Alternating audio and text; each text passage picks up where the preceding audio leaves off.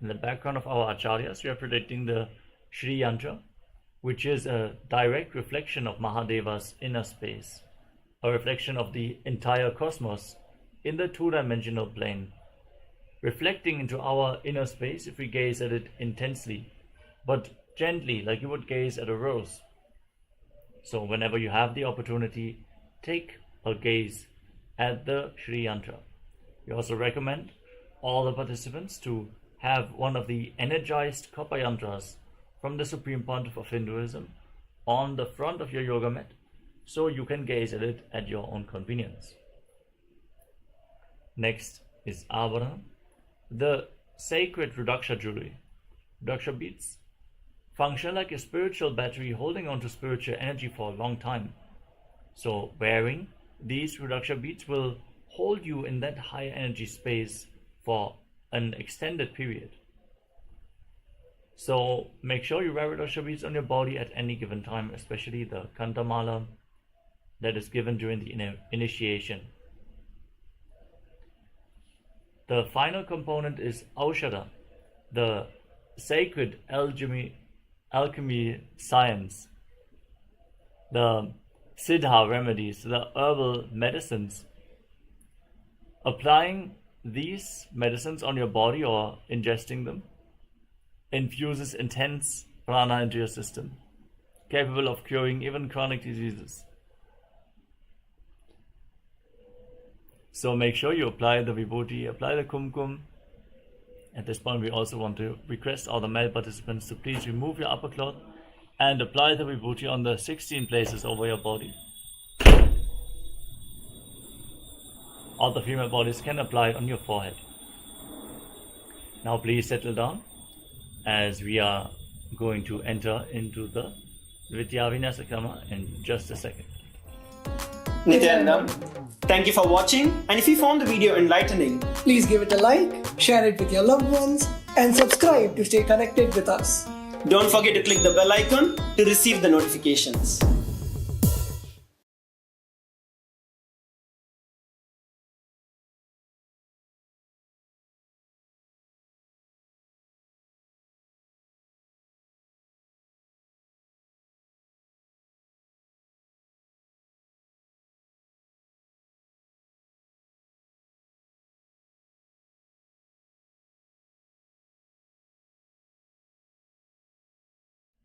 Yes, now let us enter into the first asana of the sequence, which is Sukhasana. Sit in a comfortable cross-legged position with your head, neck and spine in a straight line. Place your hands on your knees in Bindu Mudra with index fingers and thumbs together. Engage Mahamudra Bandha, all three bandhas, the root lock, Mula Bandha, abdomen lock, Uddiyana Bandha and the throat lock, Jalandhara Bandha.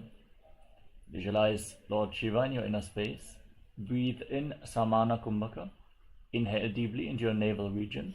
Hold your breath comfortably as long as possible and exhale deeply. Then again hold your breath. Visualize fire being kindled in your navel region and rising up your spine as you internally chant the japa Soham in Sukhasana. Tat Sukhasanamityuktam Ashaktastat Samacharet Asanam Vijitam Jena Jitam Tena Jagatrayam. Next up is Parvatasana. Now place your feet on top of opposite thighs and join your hands in Anjali Mudra above your head. With the elbows straight, engage all the bandhas and visualize yourself as Mount Kailash in Parvatasana. Adhavakshe Mahadeva Parvatasana Mangalam Yatkritva Sthira Rupi Syat Shatchakradi Vilopanam.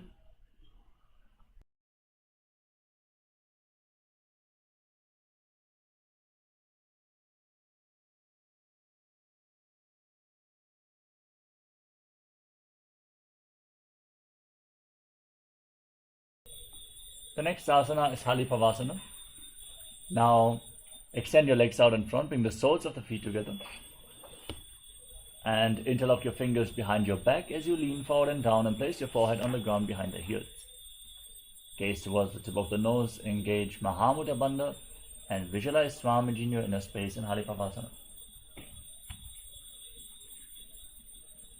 Purav Vidhi Yahoo में जानो उभय पगथली संपुट ठानो. Now extend your arms out in front, cup the palms and place them on the ground in front of the feet as you bring your forehead down behind the heels. Gaze to your nose, perform Mahamudra Bandha and visualize yourself as a snake in Nagi Pavasana. पूरव विधि परियागाने नीचो हुवी कहूनी भणास्यो लगाई. हाथ आगाने धरती लगावे पसारी दो हाथ की अंजुली करे.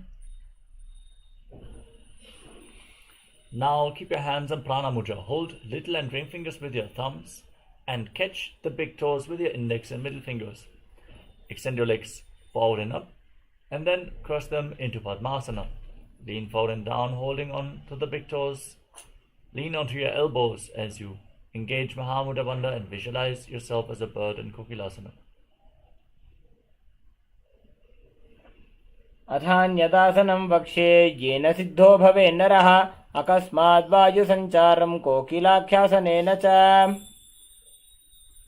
Next up is Nityasana. Now place one ankle on top of the opposite knee and the other ankle below the opposite knee. Hold on to opposite elbows and start rotating your arms in a wide circle. Gaze towards the tip of the nose, engage Mahamudra Bandha and visualize Swamiji in Nityasana. गोड़ा बावा पाद की आशमा हिली सोये दशचरण को वार लोता परिगुल्भ समोय. Now place your hands on the ground and raise your hips up high. Straighten your legs. Then scoop your head and chest forward and down again and again as you pull your stomach in and up in Uddiyana Bandha and visualize yourself as an elephant in Gajasana. नित्यं पादाग्रे भूमौ कृत्वा लम्बी भूया मस्तकाग्रे निधाय. Next up is Vrikshasana. From the same position, push one heel to the ground and lift the other heel up, alternating both sides again and again. As you perform Uddiyana Bandha, visualize yourself as a bear in Vrikshasana. एकैकं पादमाकुञ्च गजासनं कुर्यात् वृक्षासनं भवति. Now rise up. Stand on the tips of the big toes and bring your hands to the chest in Hridaya Mudra with index, middle and ring fingers joined together. Perform Uddiyana Bandha and visualize Swamiji in Vaishyasana. केशेन पादयुगलं बद्ध्वा तिष्ठेत अधोमुखः अथ वैश्याः वक्षे जित्कृत्वा सत्यवान् भवेत्. Next up is Urdhva Janu Karana, the first Karana of this sequence. Keep your heels together, toes pointing outwards and knees bent in Arimandi posture. And bring your hands to the chest. Then lift one knee up and lead it in a circular motion around your body. Follow along with the respective hand again and again.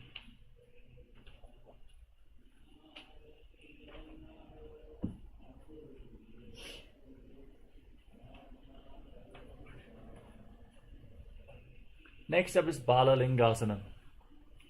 Now interlock your fingers from the outside in Sarva Shankari Mudra. Raise one knee up towards your chest and pull it close with your hand as you engage Mahamudra Bandha. Visualize yourself holding a baby in Bala Lingasana. एकं जानूरस्यालिङ्ग्य स्थातव्यं बाललिङ्गनं भवति. Next up is Padapidanasana. Pull the foot behind towards your buttocks with the hands interlocked in Padusha Mudra. As you keep the knees together, visualize Swamiji in your inner space. स्थित्वेकस्मिन् पादतले कराभ्यां वेष्टयेत्तनुम्. Now hold the sole of the foot from the inside and kick the leg back and up. As you extend the other hand forward in Bindu Mudra, visualize yourself as Lord Nataraja in Natarajasana. उत्तानपादं क्रोञ्चं च मरीचिं वीरभद्रकं नटराजं त्रिकोणं च सुप्ताङ्गुष्ठप्रसारणे. Now repeat Bala Lingasana on the other side. Again, interlock your fingers from the outside in. Pull the other knee towards your chest. Engage all the bandhas and visualize yourself holding a baby in Bala Lingasana. एकं जानूरस्यालिङ्ग्य स्थातव्यं बाललिङ्गनं भवति. Now pull the foot behind towards your buttocks with the hands interlocked in Padusha Mudra and engage Mahamudra Bandha. Keep your knees together and visualize Swamiji in Parapidanasana. स्थित्वैकस्मिन् पादतले कराभ्यां वेष्टयेत्तनुं पृष्ठे संस्थाप्य यत्नेन पादपीडनमासनम्. Now hold the sole of the foot from the inside and kick the leg back and up. As you extend the other hand forward in Bindu Mudra, visualize yourself as Lord Nataraja in Natarajasana. उत्तानपादं क्रौञ्चं च भरीचिं वीरभद्रकं नटराजं त्रिकोणं च सुप्ताङ्गुष्ठप्रसारणे. Next up is Ardhari Chittakarana.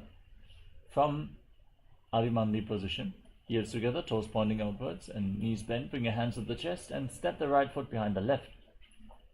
Now gracefully swing the right hand back and forth like a pendulum, moving the fingers one by one. Place the hand over your nose and cross the ankles and repeat the movement on the other side.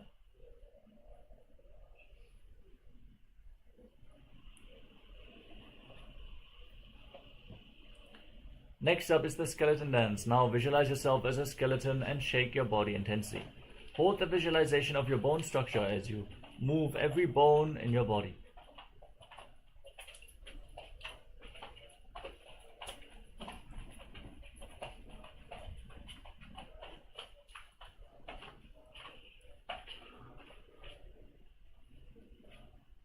We move on to Katichina Karana. From Arimandi position.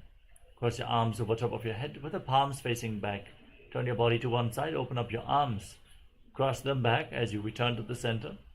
And repeat this movement on both sides again and again as you follow along with your breath.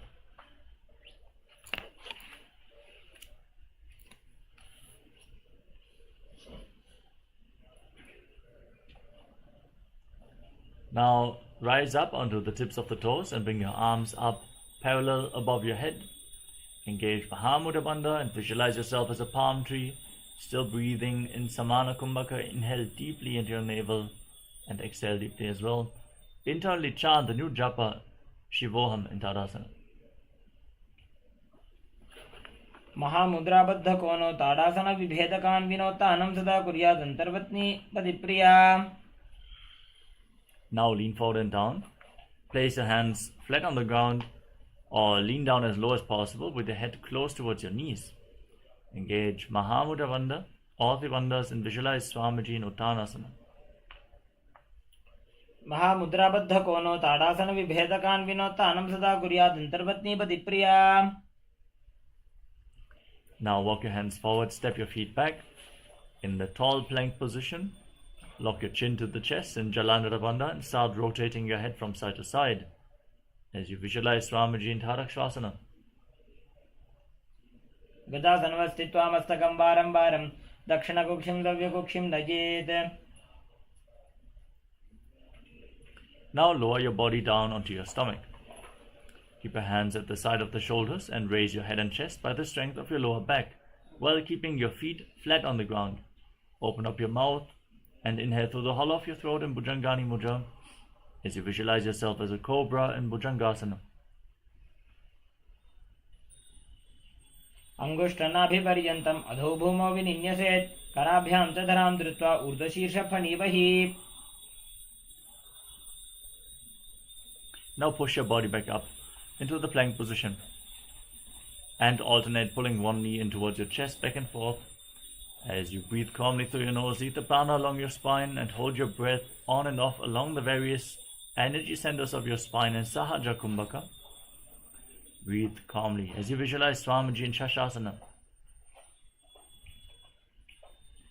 गजासन संस्थितौ जानुद्वयमागुञ्च्य वारं वारं कर्तव्यं शशासनं भवति.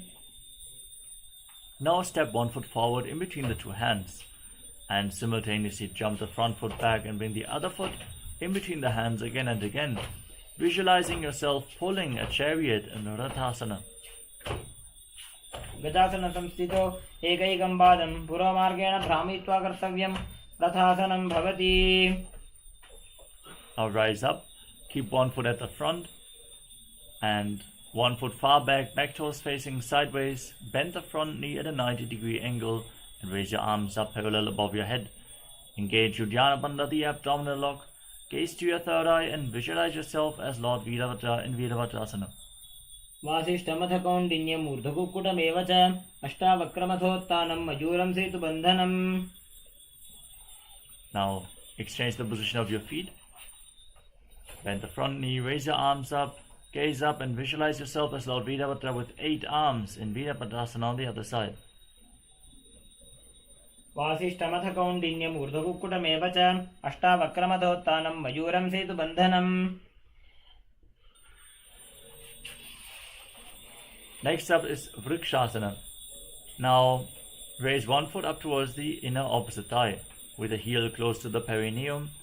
Join your hands in Anjali Mudra and raise them up above your head. Pull your stomach in and up and visualize yourself as a tree in Vrikshasana. वामोरुमूलदेशे च याम्यं पादं निधायतु तिष्ठेतु वृक्षवद्भूमौ वृक्षासनमिदं विदुः. Now bring the raised foot on top of the opposite hip and join your hands in Namaskara Mudra in front of your heart center as you visualize yourself as Lord Garuda in Garudasana. गरुडासनमावक्षे येन ध्यानं स्थिरं भवेत् सर्वदोषाद्विनिर्मुक्तो भवतीह महाबली. Now repeat Vrikshasana, the tree posture on the other side. Lift the other foot, raise your arms up with the elbows straight, and pull your stomach in and up as you visualize yourself as a tree. वामोरुमूलदेशे च याम्यं पादं निधायतु तिष्ठेतु वृक्षवद्भूमौ वृक्षासनमिदं विदुः. Now place the raised foot on top of the opposite hip. Join your hands in Namaskara Mudra in front of your heart center and visualize yourself as Lord Garuda in Garudasana. गरुडासनमावक्षे येन ध्यानं स्थिरं भवेत् सर्वदोषाद्विनिर्मुक्तो भवतीह महाबली. Now step one foot forward and the other foot far back with the back toes facing sideways. Extend your arms out parallel to the ground and lean forward and down, placing one hand by the foot, the other arm pointing up towards the sky. Gaze up along the raised arm, rotate your upper body, stretch your legs. Visualize yourself as a triangle in Trikonasana. उत्तानपादं क्रौञ्चं च मरीचिं वीरभद्रकं नटराजं त्रिकोणं च सुप्ताङ्गुष्ठप्रसारणे. Rise up, lean to the other side as you exchange the position of the feet. Visualize yourself as a triangle in Trikonasana on the other side. उत्तानपादं क्रौञ्चं च मरीचिं वीरभद्रकं नटराजं त्रिकोणं च सुप्ताङ्गुष्ठप्रसारणे. Next up is Nikuttaka Karana from Arimandi position. Heels together, toes pointing outwards and knees bent. Bring your hands to the chest with the palms facing each other. Raise one heel off the ground and now stomp the raised heel down. Lift the other heel up and exchange the position of your hands again and again.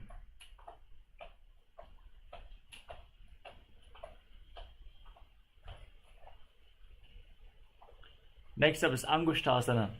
Now squat down, raise your heels off the mat and place your perineum onto the raised heels. Keep your knees together, join your hands in Namaskara Mudra in front of your heart center.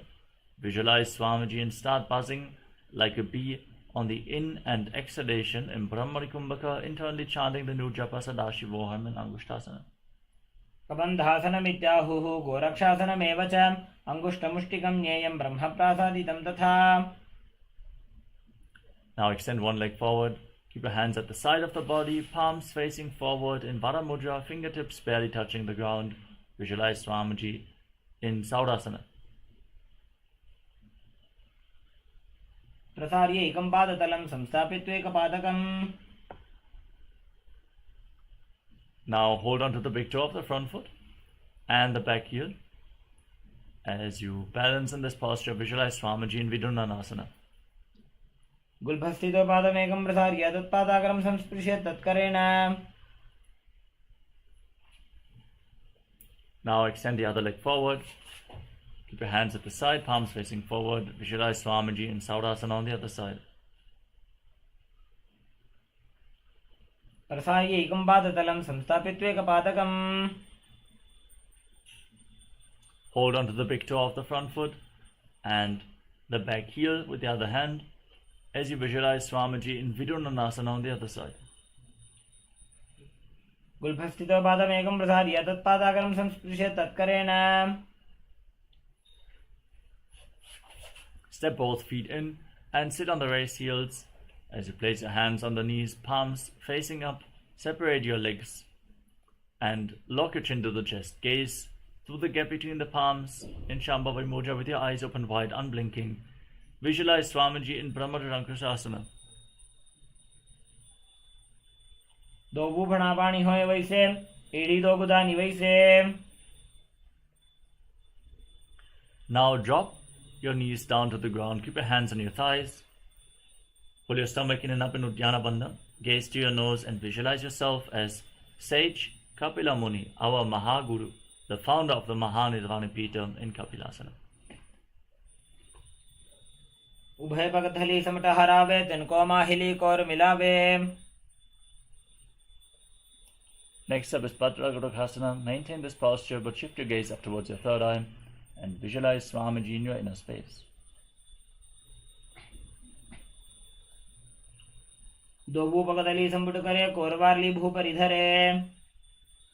Now raise your knees off the ground. Bring the soles of the feet together and separate your knees wide apart. Join your thumbs and little fingers and open up your palms, resembling a lotus flower in Padma Mudra. As you raise your arms up above your head, gaze up through the gap between the palms. Perform Uddiyana Bandha and Mula Bandha and visualize Lord Surya in your inner space and Surya Asana. एड़ी दो भूदा तरियाणे फना पानी बैठक पुनिठाने. Next up is Mandukasana. Now place your knees down, place your feet flat on the ground and keep your hands on the respective knees. Gaze up towards your third eye, visualize yourself as a frog and press your tongue up flat against the palate of the mouth as you breathe calmly through your nose in Sahajra Kumbhaka. Lead the prana along your spine and hold your breath every once in a while in Mandukasana.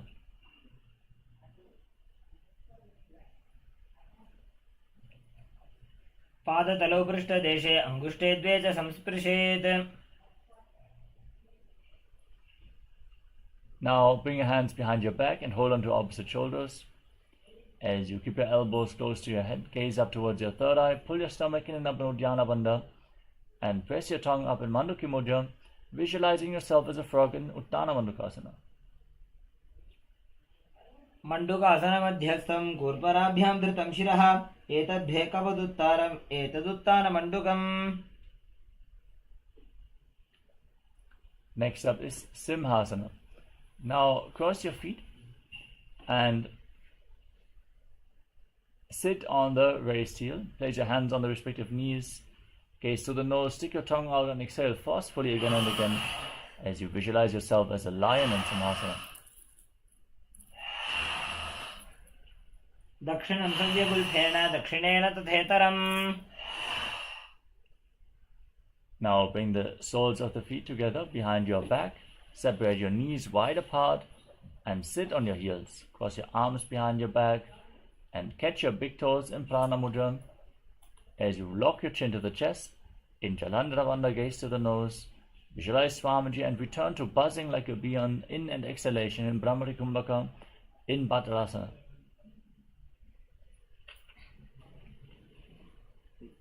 गुल्भौ च वृषणस्याधो व्युत्क्रमेण समाहितः पादाङ्गुष्टौ कराभ्यां च धृत्वा च पृष्ठदेशतः.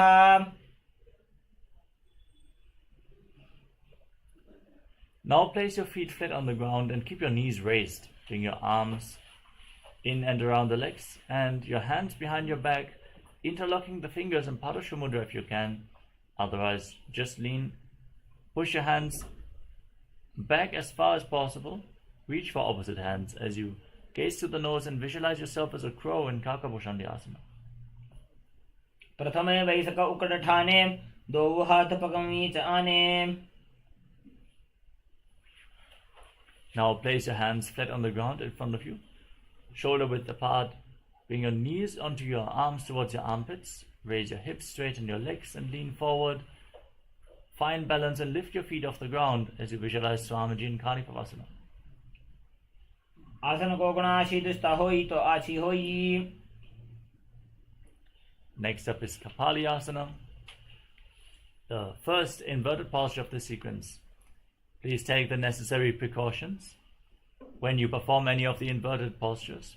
If you suffer from any injuries or you find yourself currently in pregnancy, please don't perform any of these postures before consulting your doctor. You can lean against the wall for support if needed, or ask a partner to assist you if you feel unstable in any of these postures. So let us get ready. Place your head on the mat. Bring your knees onto your arms towards your armpits. Lean forward, raise your hips up, and then extend your legs up straight into a headstand. Gaze towards the nose and visualize Swamiji in Kapali Asana. शीशे शीशा धरती टेकी पगदो वो मिलवा ऊंचा को करे. Gently lower your legs down. And now come to a squatting posture.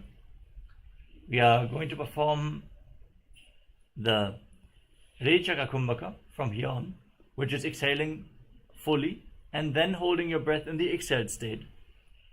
Now, with your hands on the ground, shoulder width apart, twist your body to one side. Align one knee and your respective hip. With your elbows, lean forward, find balance, lift your body up onto your arms and extend the legs out to the side. As you gaze up and visualize yourself as a peacock in Paramashivoham. मयूरं दण्डवत् कुर्यान् मयूरं दण्डनामकम्. Now twist your body in the opposite direction. Lean onto your elbows, balance, gaze up and visualize yourself as a beautiful peacock in Paramashivoham on the other side. मयूरं दण्डवत् कुर्यान् मयूरं दण्डनामकम्. Next up is Bhairaganatha. Now walk your feet back, hands on the ground, shoulder width apart. Then step one foot outside the respective shoulder in between the two hands. Push your hips forward, raise your head up. Gaze up towards your third eye as you visualize yourself as Lord Kala Bhairava in Bhairaganatha. आसन को गुण बीती जाई. Now step the front foot back and bring the other foot in between the two hands from the outside. Gaze towards your third eye and visualize yourself as Lord Kala Bhairava in Bhairaganatha on the other side. आसन को गुण बीती जाई. Step both feet back and now bring your forearms on the ground. Keep your hips raised, raise your head, gaze up towards your third eye and visualize Swamiji in Unmukha Pitasana. भून्यस्थौ जानुनी हस्तौ चतुष्पदम वाग्मुखम्. Rise back up onto your hands and then rotate your body. Lift one arm up towards the sky. Gaze up along the raised arm. Keep your body straight. Don't dip or bulge. Keep your body in a straight line. Your shoulders aligned as you visualize yourself as Sage Vashishta and Vashishtasana. ऊर्ध्वकुक्कुटवासिष्ठमरीचिहलमत्स्यकम्. Now rotate your body in the opposite direction. Repeat Vashishtasana on the other side.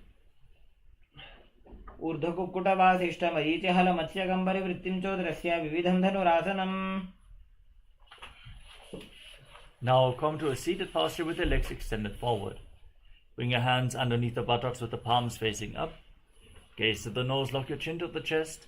Internally chant the new Japa Mahasadashivoham as you visualize yourself as Lord Hanuman in Anjani Asana.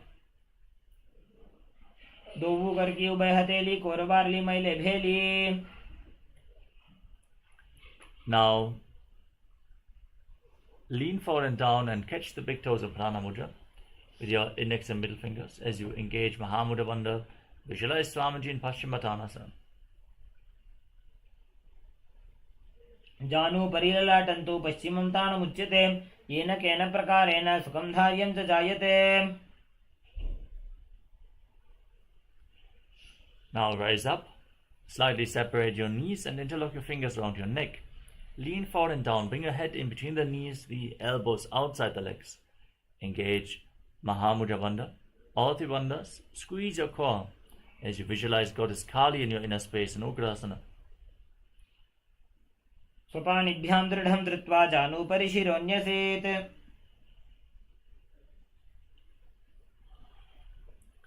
Next up is Marichi Asana. Step one foot in towards your body. Keep the heel close to your perineum. Bring the respective arm in and around the knee and interlock your hands behind your back. As you bring your head down towards the knee of the extended leg, visualize yourself as Sage Marichi and Marichi Asana. उत्तानपादं क्रौञ्चं च मरीचिं वीरभद्रकम्. Now, drop the raised knee to the side. Keep the heel against the perineum. Lean forward and down and hold onto the front foot with both hands. Engage Mahamudra Bandha, all three bandhas. As you exhale fully, hold your breath and Chakra Kumbhaka, gaze to your nose and visualize Swamiji in Mahamudrasana. महामुद्रां प्रवक्ष्यामि तन्त्रेऽस्मिन् मम वल्लभे यां प्राप्य सिद्धा सिद्धिं च कपिलाद्याः पुरागताः. Now, exchange the position of your feet. Step the other foot in towards your body with the knee raised. Interlock your fingers behind your back and visualize yourself as Marichi. उत्तानपादं क्रौञ्चं च मरीचिं वीरभद्रकं नटराजं त्रिकोणं च सुप्ताङ्गुष्ठप्रसारणे. Next up is Mahamudrasana. Drop the waist into the side. Lean forward and down and hold onto the front foot with both hands. Intensely engage all three bandhas as you visualize Swamiji Mahamudrasana. महामुद्रां प्रवक्ष्यामि तन्त्रेऽस्मिन् मम वल्लभे यां प्राप्य सिद्धा सिद्धिं च कपिलाद्याः पुरागताः.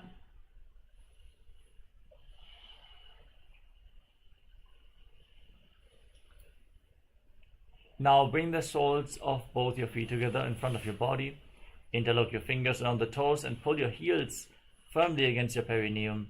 Push the knees to the ground by the strength of your groin. Gaze up towards your third eye.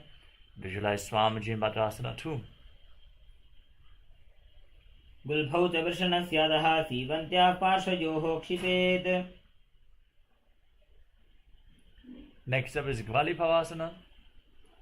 Now, slightly extend your feet away from the body. Keep the toes together, heels separate, hands on the respective knees. Lock your chin to the chest in Jalandhara Bandha. Gaze towards the tip of the nose and visualize Swamiji in your inner space in Gvalipavasana. पूर्वचर्पट चौक गक्ष्यो सोजी वाही विधि जोगी जय sooji. Now bring your feet back in towards your body. Visualize Yoni Mandala, the visual representation of Devi Paramashiva Shakti herself, as you hold onto the soles of the feet with all 10 fingers and lean forward and down. Bring your elbows and your forehead on the ground. Gaze to the nose in Joni Asana. दो भूपकथली संपुट करे कोरवाली भूपरि धरे. Now rise up and extend your feet away from the body. Keep your heels together, toes apart. Extend your arms out at the side and lean forward and down, placing your forehead on the ground behind the heels. Gaze to the nose and visualize Swamiji in Midaki Pavasana. पूर्व विधि परिपकथली संपुट शोल एड़ी मिली राशे.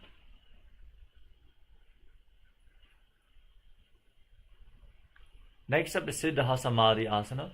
Now bring your feet back in towards your body. Keep the toes together, your heels separate. Scoop your hands below the shins. Keep your palms facing up. Rest your forehead on the ground, your toes touching your throat. Gaze to the tip of the nose and visualize out Surya in your inner space. दो भूपकथली संपुट करे कोरवाली भूपरि धरे. Now rise up. Bring your heels close to the body, heels together, toes apart. Hold on to the feet and open them up like a book as you press your elbows down onto your thighs. Gaze towards the tip of the nose and visualize Swamiji in Chinaki Pavasana. दो बगा की एड़ी धरती मगिबा मेढ़ लगावे.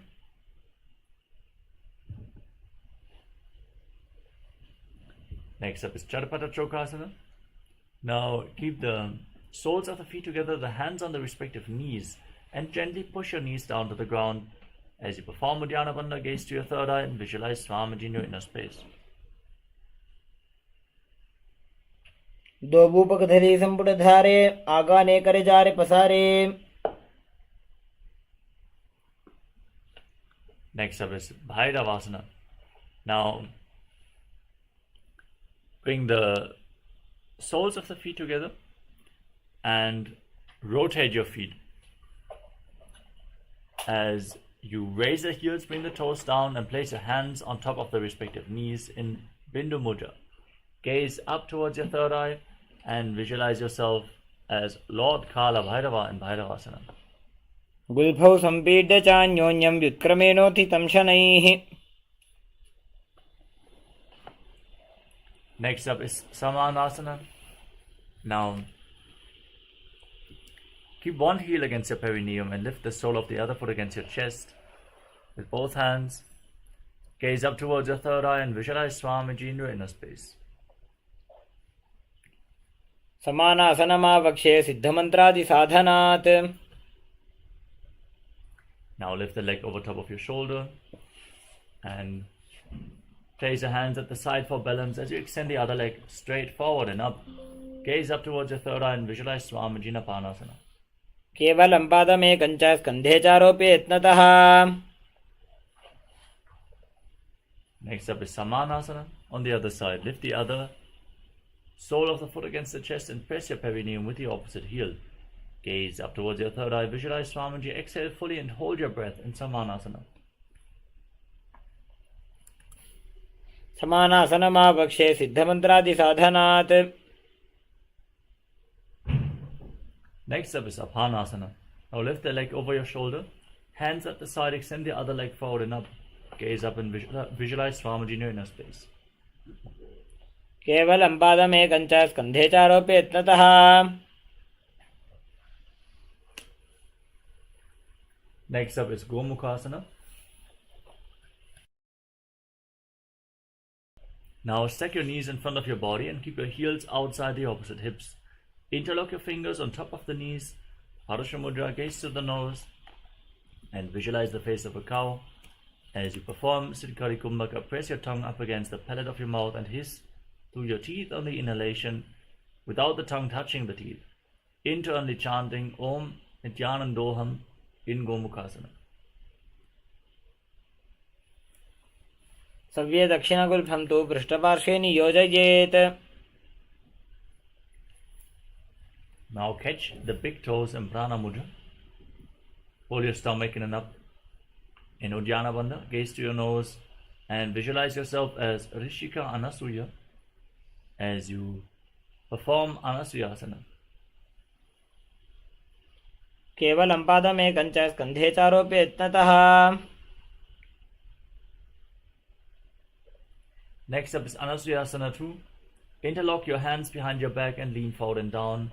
Gaze to the tip of the nose as you bring your chin over the knee and touch your nose to the mat, visualizing yourself as Rishika Anasuya. केवलं जीमणा गोदा की संधि उपरिटा बागोड़ा की संधि. Next up is Garudasana 2. Now place the right foot flat on the mat, raise the right knee against your chest and press your perineum with the left heel. Place your hands on the respective knees, gaze to the nose and visualize yourself as Lord Garuda. दावोपकमोडी एडी माहिलो गुल्फमूलद्वारिणी चैदे. Now raise your perineum on top of the heel. Interlock your fingers behind your neck as you twist your elbows outside the raised knee, gaze up and visualize yourself as Sage Narada and Naradasana.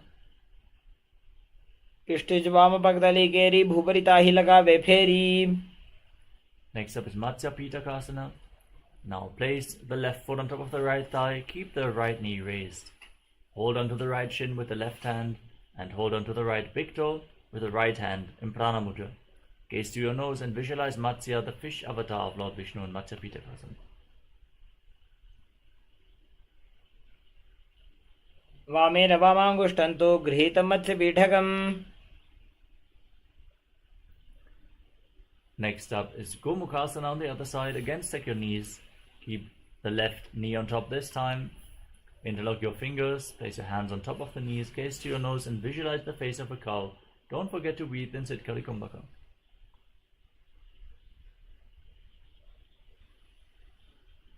सव्ये दक्षिणगुल्फं तु पृष्ठपार्श्वे नियोजयेत्. Next up is Anasuyasana on the other side. Hold on to the big toes in Prana Mudra. Pull your stomach in and up and gaze to your nose.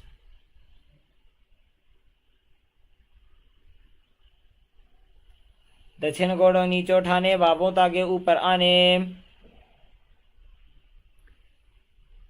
Now interlock your fingers behind your back and lean forward and down. Bring the chin over the nose and the nose to the ground in Asana 2.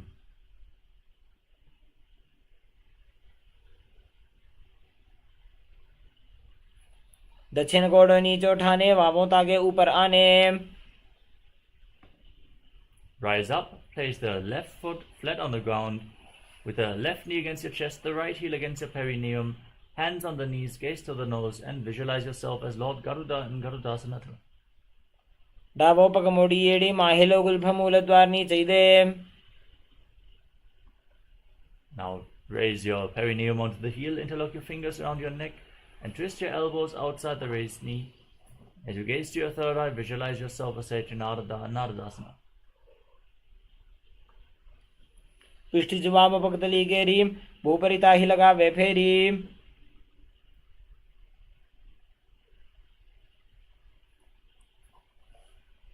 Next up is Matsya Pitakasana. Now place the right foot on top of the left thigh and raise the left knee. Hold onto the left shin with the right hand, the left big toe with the left hand. Gaze to the nose and visualize Matsya, the fish avatar of Lord Vishnu. वामेन वामांगुष्टन्तो गृहीत मत्स्य पीठकम्।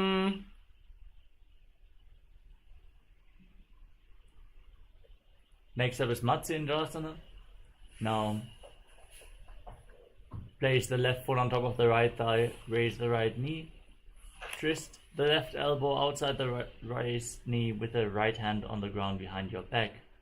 Gaze up, keep your left hand by the neck, and twist your spine, visualizing Sage Matsyendranath, the master of Hatha Yoga, in Matsyendrasana.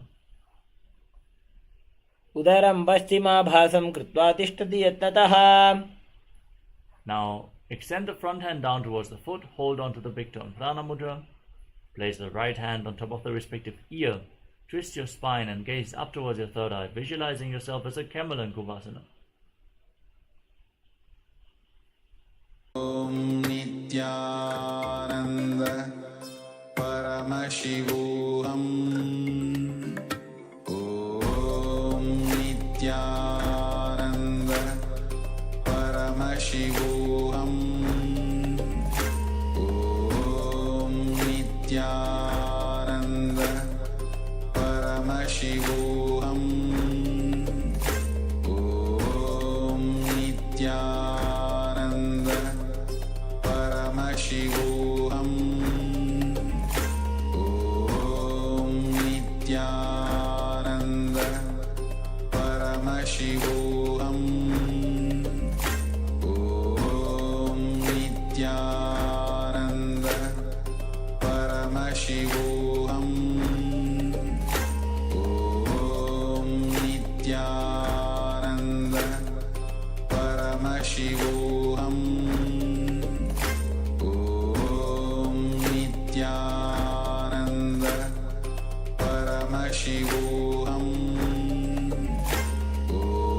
Nityananda Paramashivoham. Om Nityananda Paramashivoham. Om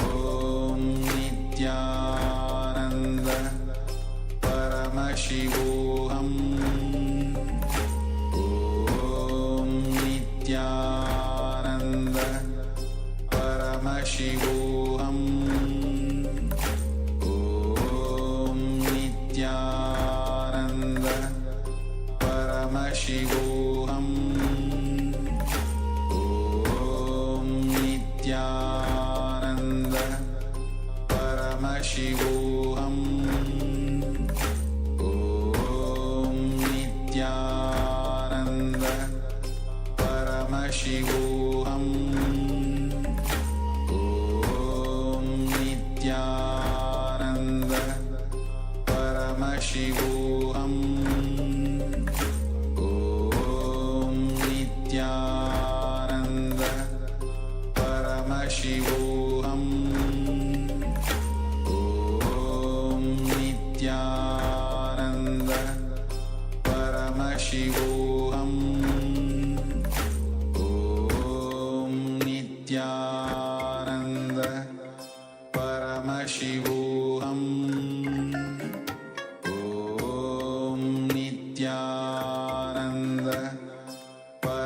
Paramashivoham. Om Nityananda Paramashivoham. Om Nityananda Paramashivoham. Om Nityananda Paramashivoham. Om Nityananda Paramashivoham. Om Nityananda Paramashivoham. Om Nityananda Paramashivoham. Om Nityananda Paramashivoham. Om Nityananda Paramashivoham. Om Nityananda Paramashivoham. Om Nityananda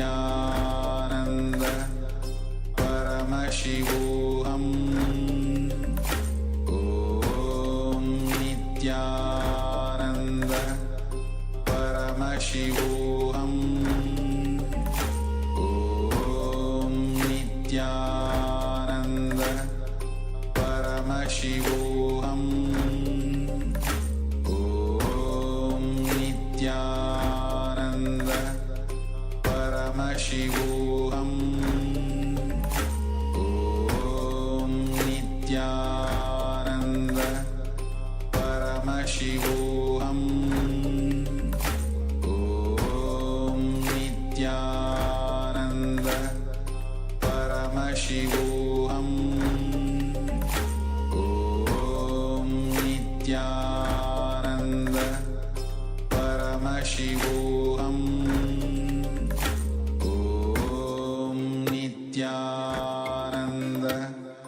Paramashivoham. Yes, sorry for the technical glitch.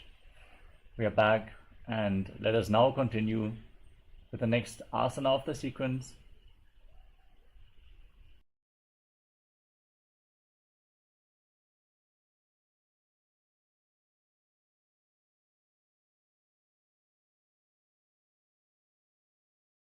Which is Kubasana. Now place your right foot flat on the ground and the left foot on top. Twist your left elbow outside the raised knee and hold on to the front foot as you hold on to the back ear with the right hand. Gaze up towards your third eye and visualize yourself as a camel in Kubasana. आसन को गुण झोलो जागे. Now drop the hand on the ground behind you. Twist your spine even further. Gaze up towards your third eye and visualize Sage Matsyendranath, the master of Hatha Yoga in Matsyendrasana too. Matsyendra Peetham जठर प्रदीप्तिम प्रचंड रुक्मंडल खंडनास्त्रम. Now exchange the position of your legs. Place the right foot on the left thigh. Raise the left knee. Twist the right elbow outside the knee with the hand by the neck and the left hand on the ground behind you. As you gaze up towards your third eye, visualize Sage Matsyendranath and Matsyendrasana on the other side. Matsyendra Peetham जठर प्रदीप्तिम प्रचंड रुक्मंडल खंडनास्त्रम. Now extend the hand down towards the foot. Hold on to the big toe in Prana Mudra. Gaze up towards your third eye as you hold your ear with the other hand, visualizing yourself as a camel in Kubasana.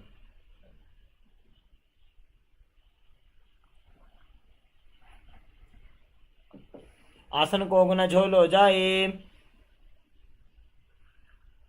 Now drop the hand on the ground behind you. Twist your spine even further. Gaze up and visualize Sage Matsyendranath in Matsyendrasana too. Matsyendra Peetham जठर प्रदीप्तिम प्रचंड रुक्मंडल खंडनास्त्रम. Now place your feet on top of opposite thighs. Sit in Padmasana. Keep your hands flat on the knees. Gaze towards your nose. Engage Mahamudra Bandha or Trivandhas. Press your tongue up against the teeth as you hiss through the teeth on the inhalation in Sitali Kumbhaka, internally chanting Om Nityananda Mahasarashivoham and visualizing yourself as Lord Shiva in Padmasana. उत्तानौ चरणौ कृत्वा संस्थाप्योपरि जानुनोः. Next up is Padmasana 2. Now, cross your arms in front of your body and hold on to the big toes in Prana Mudra as you visualize yourself as Goddess Parvati, the consort of Lord Shiva. Gaze to the tip of your nose. उत्तानौ चरणौ कृत्वा संस्थाप्योपरि जानुनोः. Now bring your hands through the legs, maintain Padmasana, place your palms on the ground, and then lift your entire body off the mat, visualizing yourself as a rooster, calmly breathing through your nose in Sahaja Kumbhaka in Kukkutasana. धरामवष्टभ्यकरद्वयेन तत्कोर्परि स्थापिता नाभिपार्श्वः. Next up is Baddha Asana. Come up onto your knees with your legs in Padmasana. Place your palms on the ground in front of your body, fingers pointing towards your knees. Bend your elbows and bring them in close towards your navel. Lean forward and lift your body off the ground, balancing on your arms as you visualize Swamiji in Baddha Asana. धरामवष्टभ्यकरद्वयेन तत्कोर्परि स्थापिता नाभिपार्श्वः. Extend your legs back. Keep your hands on the ground, elbows towards your navel, lean forward, find balance and lift your entire body off the mat with the legs straight, visualizing yourself as a beautiful peacock in Mayurasana. अथ वक्षे Mahadev मयूरासनमुत्तमम्. Now lay down flat on your stomach, interlock your hands around the neck, place your forehead on the ground and turn your feet so the heels are on the mat and the toes are pointing to the side. Visualize yourself as a crocodile in Makarasana. अध्यासशेते हृदयं निधाय भूमौ च पादौ च प्रसार्यमानौ. Now place your hands at the side of your shoulders and raise your legs off the ground and hold, visualizing yourself as a locust in Shalabhasana. अध्यासशेते करयुग्मवक्षो भूमिमौष्टभ्यकरयोस्तराभ्याम्. Now bend your knees, pull your feet outside the hips to the ground and visualize yourself as a camel in Ushtrasana. अध्यासशेते पदयुग्मव्यस्तं पृष्ठे निधायापि धृतं कराभ्याम्. Now hold the soles of the feet and kick the leg back and up. Raise your head and chest, gaze up towards your third eye and visualize yourself as Pinaka, Lord Shiva's bow in Dhanurasana. प्रसार्य पादौ भुजदण्डरूपौ करौ च पृष्ठे धृतपादयुग्मम्. Now rise up, come to a kneeling posture. Sit in between your heels with the toes touching behind your back. Place your hands on the knees, gaze towards your third eye as you calmly breathe in Sahaja Kumbhaka. Internally chant Om Nityananda Paramashivoham and visualize Swamiji in your inner space in Bhagasana. अध्यासशेते हृदयं निधाय भूमौ च पादौ च प्रसार्यमानौ. Next up is Gohi Asana. From the kneeling position, place your forearms on the ground, elbows shoulder width apart. Interlock your fingers, place your head on the ground and support it with your hands as you raise your hips up. Lift your feet off the ground and pull your knees in towards your chest. Squeeze your body into a ball as you gaze to the nose and visualize Swamiji calmly breathing in Gohi Asana. दो हाथ की कहोनी जो जी पुनः कलाई जाने दो जी. From the same position, raise your legs up. Extend the legs up straight. Gaze to the nose and breathe calmly and deeply as you visualize Swamiji in Shirshasana. विपरीतं मण्डलं च द्विधैव विदितं हिनः. Now gently lower your legs down and come to a seated position with your legs extended forward. We are now going to enter a sequence of rapid exhalations in Vastika Kumbhaka. Pull your abdomen in and up As you push the air out of your lungs again and again without inhaling in between, hold on to your calves and extend your legs forward and out. Then visualize Swamiji in Asana. दो हाथ पग बाहर आने, घोड़ा तरे का कसी ढाने. Bring your hands behind the back, hold on to opposite shoulders, and keep your legs extended forward and up as you gaze to your third eye and visualize yourself as a mace in Parighasana. उत्तानशयनं कृत्वा पादौ मिलित्वा.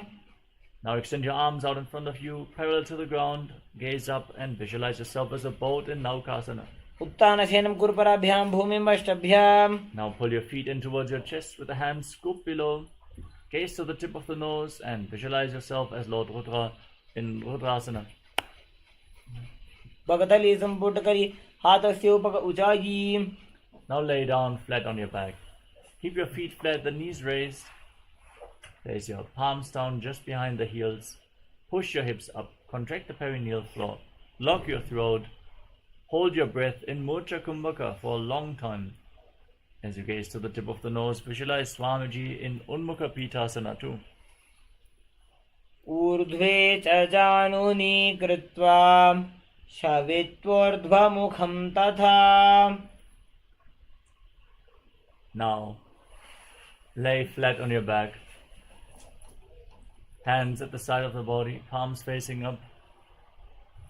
Intensely contract the perineal floor and forcefully pull the Kundalini Shakti upwards along your spine from the Muladhara all the way to the Sahasrara Chakra in Shakti Chala Mudra.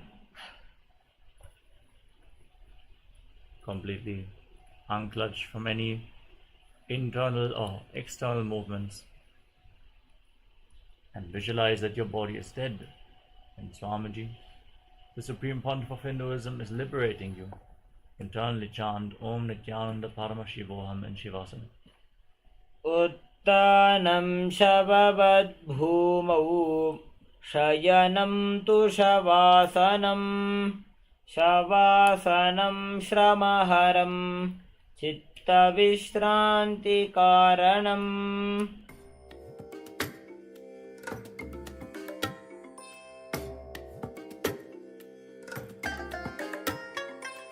I bless you all. Let you all open all your three eyes and manifest the powers of Mahasadashiva. Om Nityananda Paramashivoham. Om Nityananda Paramashivoham. Om Nityananda Paramashivoham.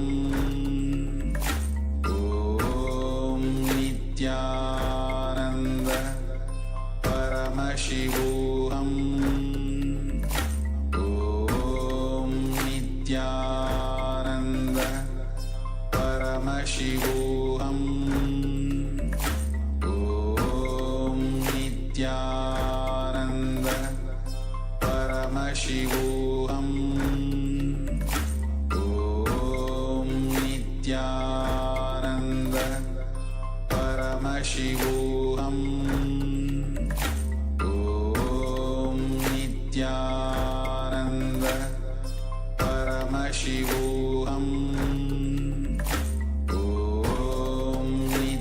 Om Nityananda Paramashivoham. Om Nityananda Paramashivoham. Om Nityananda Paramashivoham. Om Nityananda Paramashivoham. Om Nityananda Paramashivoham. Om Nityananda Paramashivoham. Om Nityananda Paramashivoham.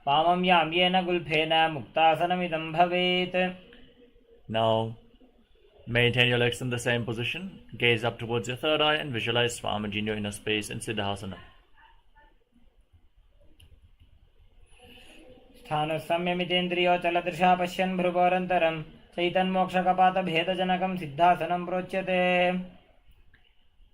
Now, shift your gaze to the ground in front of you and perform Mahamudra Bandha as you visualize Swamiji in Siddhi Asana. डावा पग की पगथली पुनी एड़ी है जोज. Now, place your hands on the knees in Bindu Mudra. Gaze up towards your third eye and visualize yourself as Lord Rudra in Rudrasana too. वामचरण परिदक्षिण राखे एक जुगति ऐसे विधि राखे. Gaze towards the tip of the nose and embody tranquility and an unshakable nature in Santarunasana.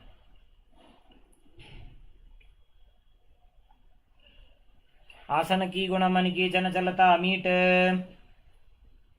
Now, cup your hands over top of each other in front of your navel in Samputa Mudra, resembling a closed lotus flower, as you visualize Swamiji in Siddhasana too. ऋजुकाय समासीना सिद्धासनमुदीरितं प्रसाद्य भूय पादौ तु दोर्भ्यामङ्गुष्टमादरात्.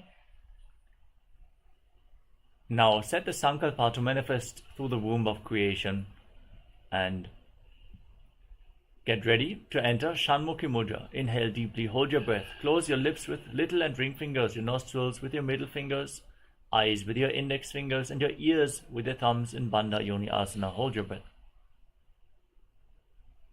यत्र मध्ये महादेव बन्धयोन्यासने शृणु यत्कृत्वा खेचरो भूत्वा विचरेदीश्वरो यथा. Now, place the right foot on top of the left thigh and the left foot below the right thigh. Keep your hands on your knees in Bindu Mudra as you embody the state and space of bravery in Virasana.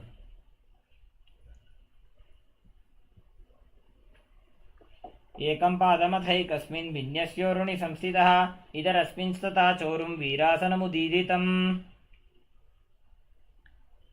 Now gaze up towards your third eye and visualize Sage Valmiki, the great poet and author of Ramayana in Valmikasana.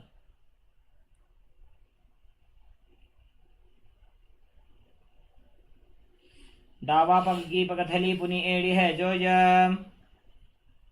Now keep your hands flat on your knees, gaze to the tip of the nose and visualize Yoni Mandala, the visual representation of Devi Paramashiva Shakti in Joni Mutrasana. वाम पाद की पगथली जाहि माहिली core. Shift your gaze up towards your third eye, hold the visualization of Yoni Mandala in Yoni Asana. योन्यासनं पर्वतेन योगं योगफले निलं तत्कालफललं तावत् खेचरो यावदेव हि.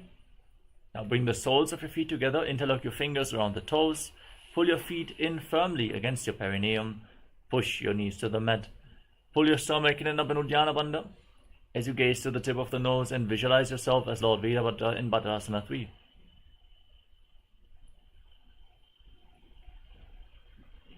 गुल्भौ च वृषणस्यादः सीवन्त्याः पार्श्वयोः क्षिपेत् सव्यगुल्फं तथा सव्ये दक्षगुल्फं तु दक्षिणे. Now gaze up and curl your tongue back and up. Push the tongue back in Kechari Mudra. Place the left hand on the left knee and cover your mouth with your right hand. As you close the left nostril, inhale through the right. Then close both nostrils, hold your breath, exhale through the left nostril, and then invert the breathing flow. Inhale through the left, hold your breath, exhale through the right, and so on. In Abhyantara Kumbhaka, as you visualize yourself as a Nagori in Nagorasana. पूर्व कहो भिश्रिका जोजी वाही विधि जो की जैसो जी. Next up is Kanari Pavasana. Slightly extend your feet away from the body and keep the toes together as in Gvali Pavasana. Rest your elbows on the heels, your chin on the hands, gaze to the nose, pull your stomach in an Abhinuddhana Bandha, exhale fully and hold your breath in Rechaka Kumbhaka again and again as you visualize yourself as a female elephant drinking water in Kanari Pavasana. ग्वाली पाव आसन कख्यो है जैसे Yahoo में जाने विदित से. Next up is Parasana. Now, Scoop your hands below the feet and interlock your fingers in Parasha Mudra.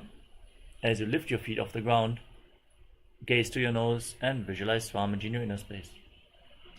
ततोर्ध्वं रेचयेत् वायुं मृदुनिश्वाससंयुतम्. Now free your arms and hold your toes from the top as you interlock your fingers and pull the feet in towards your chest. Gaze to the nose and embody the state and space of a king in Gopi Chandasana. पूरव विधिपका का अंगूठा कंठ को पराशे. Next up is Uddarasana. Now again scoop your hands below the feet and interlock your fingers around the toes. As you rest your chin on the toes, gaze to the tip of the nose and visualize Swamiji. Visualize your body free from any defects. दोवो पगदले संपुट ठाने उभय हस्त करियोरद हिताने. Now lift your feet even higher up in front of your face. Visualize yourself excelling in everything in Vishishtasana. दोवो पगदली जोड़ी संपुट करे. Now lift your legs over top of the respective shoulders. And bend your elbows up, hold onto your neck. Visualize yourself as a cobra with an open hood in Bhujasana. शिरासनं तु विज्ञेयं कक्षासनमतः परं ग्रीवासनं च परमं भुजासनमिहोच्यते. Now bend your elbows down, keep your legs over top of your shoulders, bring your hands behind your back and interlock your fingers if you can. Otherwise, simply reach as far back as possible. Balance as you gaze to the nose and visualize yourself as a beautiful, auspicious goddess in Kalyanasana. दोवो हाथ पगं नीचे आने तिनको गोड़ा नीचे ठाने. Now place the top of the left foot on the mat and sit on the left heel. Stack the right knee over top, the right heel outside the opposite hip. Place your hands on the opposite knees. Gaze forward in Vaishnavi Mudra. Don't focus on anything happening externally, just focus on the object within. In Vaishnavi Mudra, as you visualize yourself as an elegant swan, breathe in Ujjayi Pranayama, make an ocean-like sound with your mouth in Sankatasana.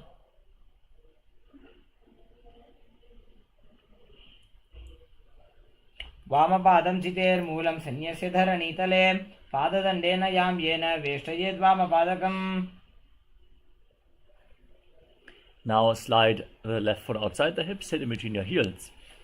Interlock your hands on top of the knees. As you perform Uddiyana Bandha, visualize a cow in Dhenukasana. अनुशागिनगर पञ्चडं वृषीलिन्दकल्यम्नि. Next up is Machandrasana.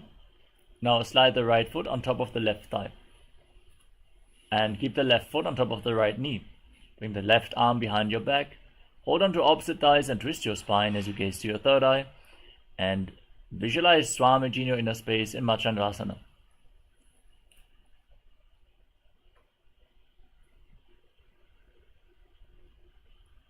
वामजंग परिदक्षिण ठाने वामहस्तपिष्टी दिश आने. Next up is Machandrasana 2.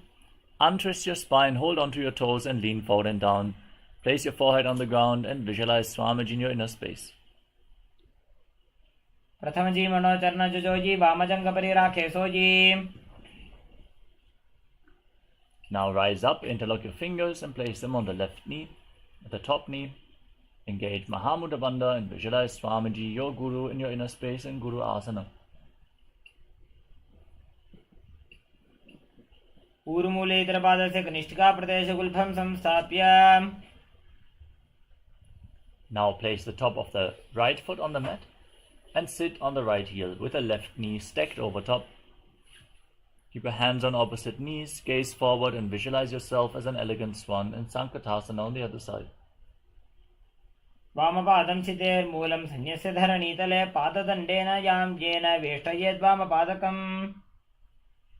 Now slide the right foot outside the hips, sit in between the heels. Keep your hands on top of the knees. Engage Uddiyana Bandha and visualize a cow in Dhenukasana. अनुशागिनगर पञ्चडं वृषीलिन्दकल्यम्नि. Now slide the left foot on top of the right thigh and place the right foot on top of the left knee.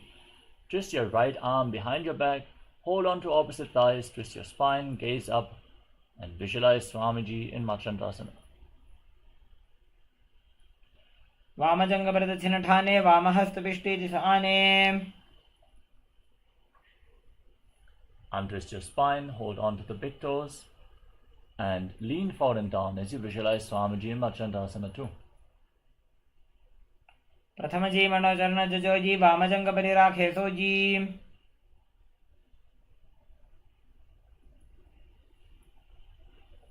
Now rise up, interlock your fingers, and place them on the right knee. Visualize Swamiji in your inner space in Guru Asana as you engage all the bandhas. पूर्वमूले इतरपादस्य कनिष्ठिका प्रदेश गुल्फं संस्थाप्य. Now place your feet flat on the ground in front of you and pull your knees against your chest with your hands. Gaze up towards your third eye. Curl your tongue back and up. Press it backwards in Kechari Mudra. As you gaze to your third eye, visualize Swamiji in Parshasana. पादतले भूमो निधाय जानुनिवृषि निधाय विपरीत हस्ताभ्यामूरु सहित जंगे निबध्य. Now hold on to opposite wrists with your hands. Rest your chin on the knees. Gaze to the tip of the nose and visualize yourself residing in an abode of bliss in Bodha Shukasana. दो पगधली भूपरि धरे कोरमा हिली ऐसे करे. Next up is Kurakatasana. Bring your hands below the legs and hold on to opposite elbows. Pull your legs in towards your chest. Curl your tongue back in Kechari Mudra. Gaze to the nose and visualize Swamiji in your inner space.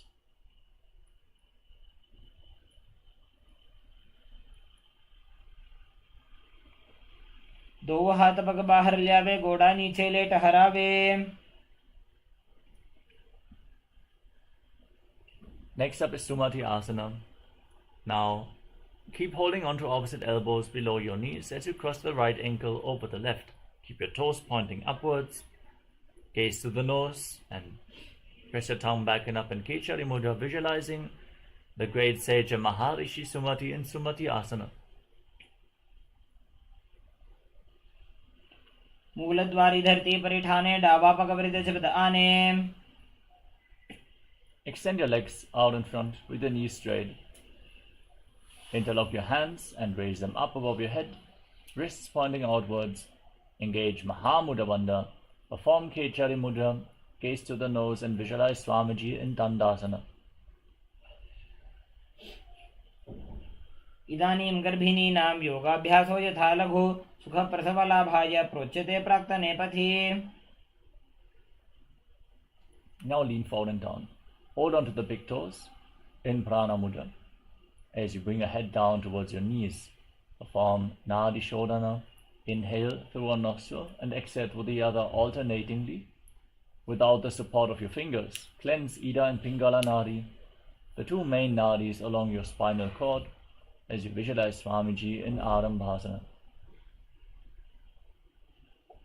दो पग मिलिवा पसारी पगा का अंगूठा पकड़ी लीलाट गोड़ा लगावे. Next up is Vidokasana. Now separate your feet and slightly raise your knees. Scoop your hands below the shin and hold on to the soles of the feet from the outside as you lean forward and down. Gaze to your third eye and visualize Swamiji in your inner space.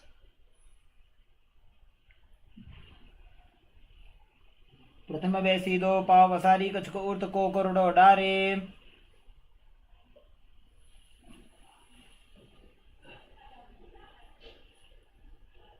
Next up is Jalandhari As you keep the heels together and the toes separate, scoop your hands below the shins with the palms facing up and rest your chin on the heels. Gaze to the tip of the nose and visualize Swamiji still breathing in Ujjayi Pranayama, making an ocean-like sound to your mouth.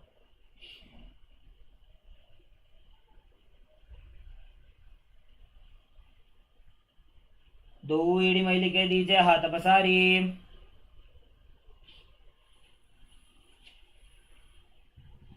Now extend your legs forward and lift one leg behind your neck as you lean forward and down all the way and hold on to the front foot with both hands. Breathe in Pratyahara Pranayama. Feel the prana flowing upwards within your body through the 9 points as described by Mahadeva himself, which are the soles of the feet, the regenerative organs, the navel, the heart, the throat, the uvula, the center of the eyebrows, the top of the forehead, all the way to the Brahmarandha. Feel the prana flowing upwards in Pratyahara Pranayama as you visualize Swamiji in Urdhva Paschimottanasana. पश्चिमतानवत्सं स्थितिं कृत्वा एकं पादं ग्रीवायां धृत्वा तिष्ठेत्. Now lean back with the foot still behind your head. Hold on to the foot with the opposite hand and extend the other leg forward. Gaze to the nose and visualize you are infinite, endless, eternal, Ananta in Anantasana. उत्तानशयनी एकैकं पाजीग्रीवायां विन्यस्य.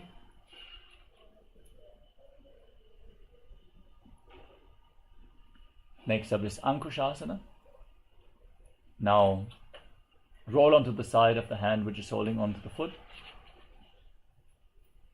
as you gaze to the nose and feel in complete control in Ankushasana. उत्तानशयनी एकैकं पाजीग्रीवायां विन्यस्य. Next up is Drushasana.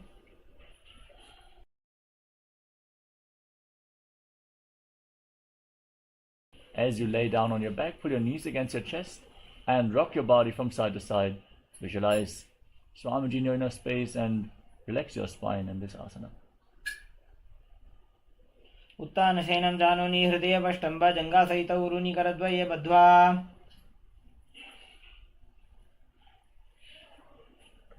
Now repeat Urdhva Paschimottanasana on the other side. Again, lift the leg behind your neck and lean forward and down.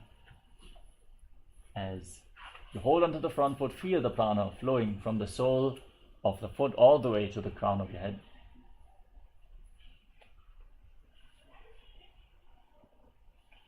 पश्चिमतानवत्सं स्थितिं कृत्वा एकं पादं ग्रीवायां धृत्वा तिष्ठेत्. Now lean back with the leg still behind your neck. Hold on to the foot. Extend the other leg. Feel yourself being without beginning nor end in Anantasana.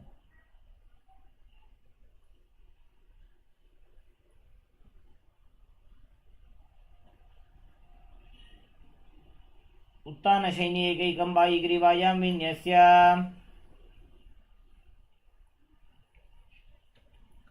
Now roll to the side, keep holding onto the foot behind your head, gaze to the nose and feel in complete control in Ankushasana.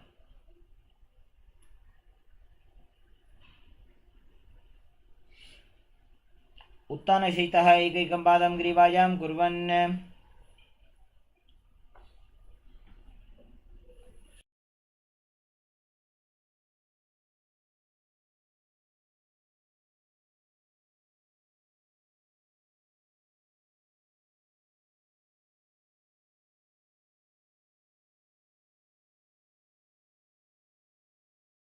The next asana is Yoga Nidrasana.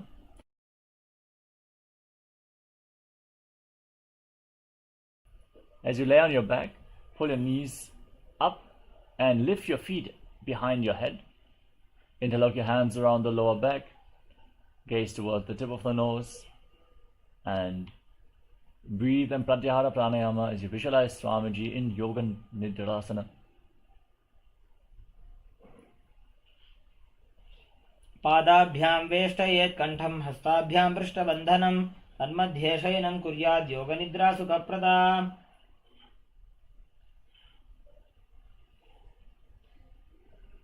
Next up is Atma Ramasana. As you lay on your back, bend your arms up and keep your legs over top of your shoulders, interlocking your fingers around your neck. Now gaze to your nose and visualize Lord Vishnu is blessing you from within. आत्मा राम आसन प्रथम सूधो सोवे. Next up is Kochikasana. As you lay on your back, extend your arms out to the side and pull your knees against your chest, keeping the soles of the feet pointing up towards the sky. Visualize Swamiji in your inner space as you gaze to your third eye. दो हाथ छीदा सा करे तीन सौ base पा करे.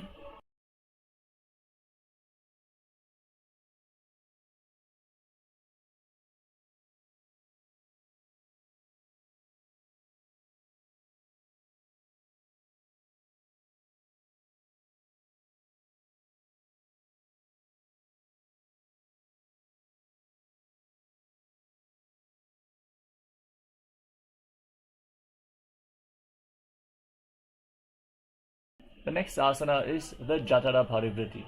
This asana consists of 3 steps, which you are going to perform on one side and then on the other. Now drop one knee to the side and extend the opposite leg down.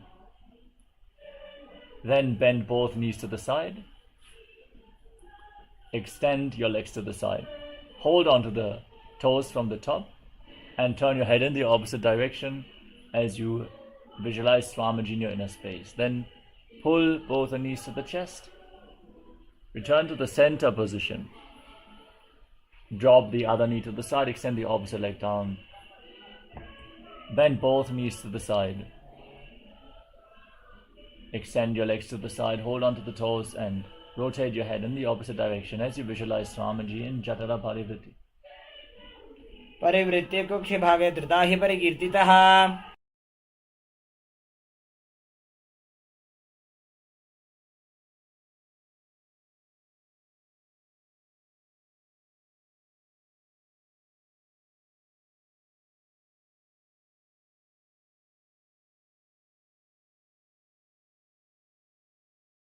The next asana is the Dviparapitam.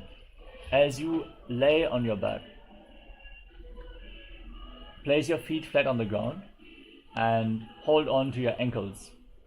As you push your hips up high, gaze to the tip of the nose and perform Jalandhara Bandha and Mula Bandha as you hold your breath for a long time in Moksha Kumbhaka, visualizing yourself as sturdy as a bridge. प्रतिक्रियायुतं द्वन्द्वपीठ सर्वबलप्रदं गर्भिणीनां दुर्बलानाम् इति Gargi जगादनु. Next up is Paryankasana. Bring your hands over top of your shoulders and place the palms on the ground. Push your hips up high and walk your hands and feet closer together.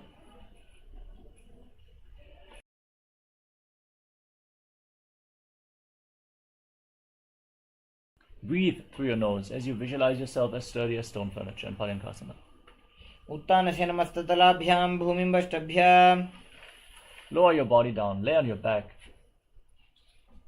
Hold on to your shoulders and pull your knees against your chest as you move your legs around. Visualize yourself as a dog playfully rolling around on its back in Shvotanasana. उत्तानस्य नमस्ततलाभ्यां भूमिं वष्टभ्य.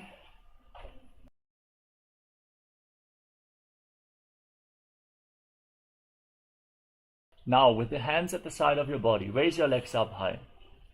Engage Jalandhara Bandha and Mula Bandha. Breathe in Moksha Kumbhaka and visualize Swamiji as you move your legs in a circular motion in Viparita Karani.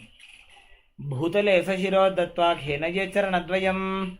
Now stop the movement of your legs in Viparita Karani too. Karni विपरीताख्या सर्वाधिव्याधिनाशिनी. Drop your feet down over top of your head, touch the toes to the mat, interlock your hands behind your back and visualize yourself as a plow in Langalasana. नरकासने स्थित्वा नासिकाप्रदेशे भूमपादपृष्ठे स्थाप्य. Next up is Chaita Paschimottanasana. As you hold on to the feet over top of your head, visualize Paramashiva, one of the 84 asanas revealed directly by Lord Paramashiva himself. तानं शयित्वात् कुर्वीत शयितपश्चिमतानकम्. Next up is Supta Konasana.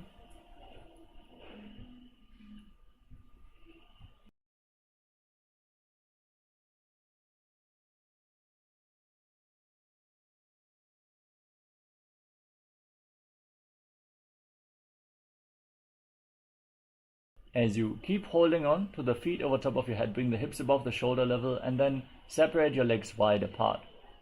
Visualize Swamiji in your inner space and breathe the Mocha Kumbhaka.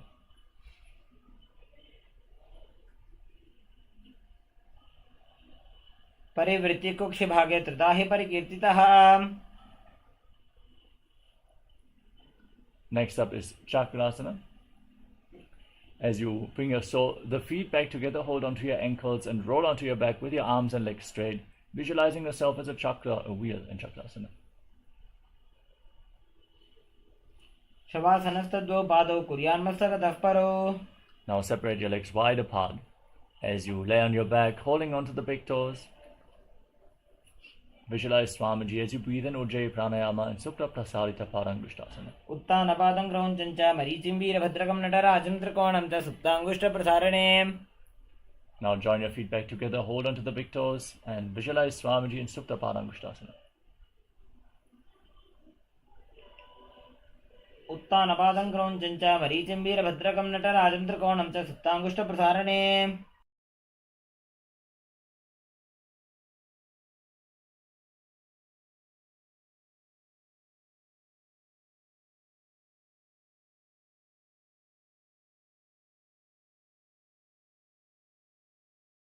Now cross your legs into Padmasana and bring your arms over top of your head, holding on to opposite elbows. Gaze to the nose and visualize Matsya, the fish avatar of Lord Vishnu in Matsyasana. मुक्तपद्मासनं कृत्वा उत्तानशयनं चरेत् कूर्पराभ्यां शिरोवेष्टि मत्स्यासनं तु रोगः.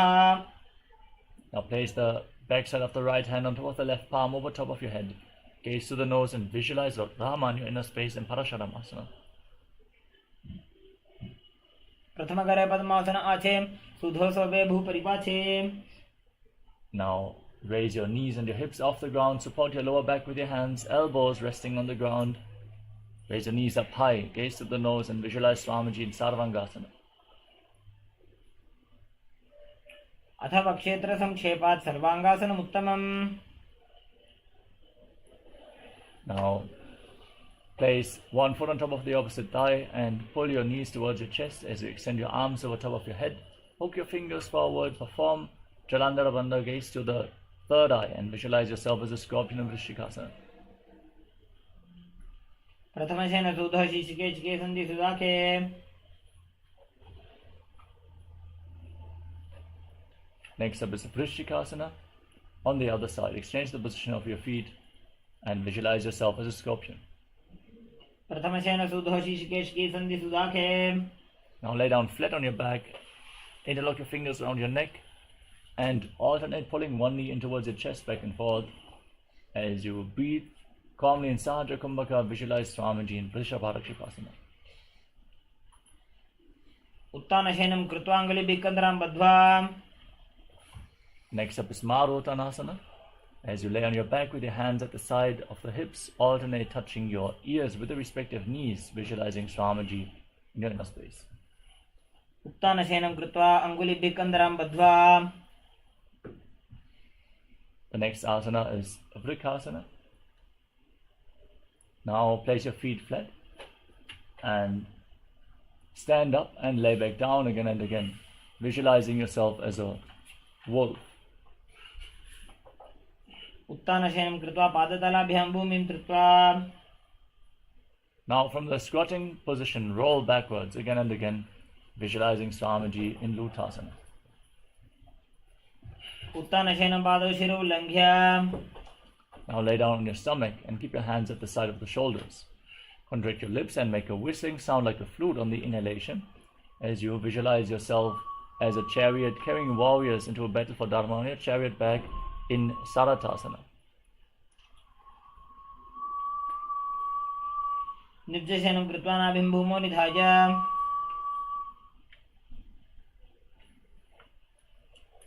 Now push your hands into the ground and lift your body up As you jump your feet in between the hands back and forth, visualize yourself transcend body and mind in Dehalyolanganasana. हस्तद्वयं बद्ध्वा तन्मध्ये चरणद्वयम् उड्डानैव बहिरानीय. Now, stand and place your hands on the ground, walk around on hands and feet, visualizing yourself as a wise 60-year-old elephant in Jajasana. अथ जात्यासनं वक्ष्ये येन जातिस्मरो भवेत्. Now stand in Adimandi posture, heels together, toes pointing outwards and knees bent. Raise your arms to the shoulder level and rotate them around your body as you move your head in all directions. Anolitika Karana.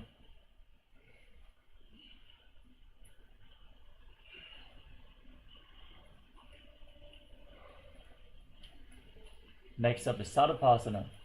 Now tie your feet with a rope if you have a rope available. Then stand erect on the mat like a rod with your arms close to your body, visualizing your Kundalini Devi is rising and curling upwards around your body. अथ सर्पासनं वक्ष्ये वायुपाणाय केवलम्. Next up is Ushtrasaranasana. As you stand on the mat, lean forward and down, hold onto your toes from the front and walk around on your hands and feet, visualizing yourself as a camel. मुष्टिकनिष्ठिकाप्रदेशेन भूमौ निधाय उपरि पादतले संस्थाप्य. Now hold the toes from the side and walk around on the mat like a horse in Ashvasana. मुष्टिकनिष्ठिकाप्रदेशेन भूमौ निधाय उपरि पादतले संस्थाप्य.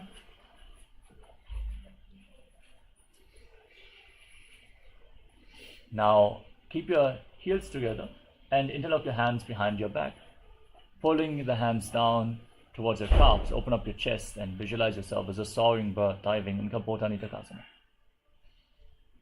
पादतले भूमौ निधाय पृष्ठभागेन हस्तौ जङ्घापर्यन्तं नीत्वा. Next up is the Tala Pushpa Bhutam Karana.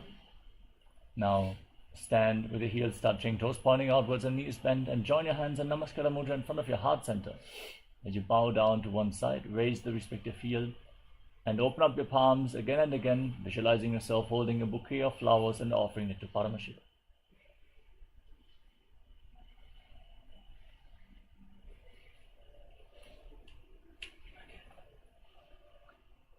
Now gaze to the nose and visualize yourself as a rhinoceros. Lay down on your stomach and jump your feet back up towards your hands and stand with your hands slightly extended away from the body in Namaskara Mudra, resembling the horn of the rhinoceros in Khadgasana. आसनं कृत्वा पादतलाभ्यां भूमिं धृत्वा. Next up is the Uttanottanam. Now sit down and stand back up or squat down as low as possible again and again as you gaze to the nose and visualize Swamiji in your inner space. पुनः पुनः उत्थातव्यमसितव्यमिति उत्थानोत्थानं भवति. Next up is Musalasana. Now raise your arms up above your head and jump repeatedly as you visualize yourself as a mace. सरलं स्थित्वा ऊर्ध्वं बाहु नयेत्.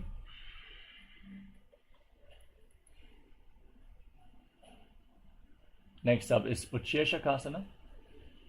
As you hold on to one foot and pull it up towards your chest, sit down and stand back up on the other leg. Gaze to your nose and visualize Swamiji in your inner space. एकैकं पादतलं कुक्षौ निधाय.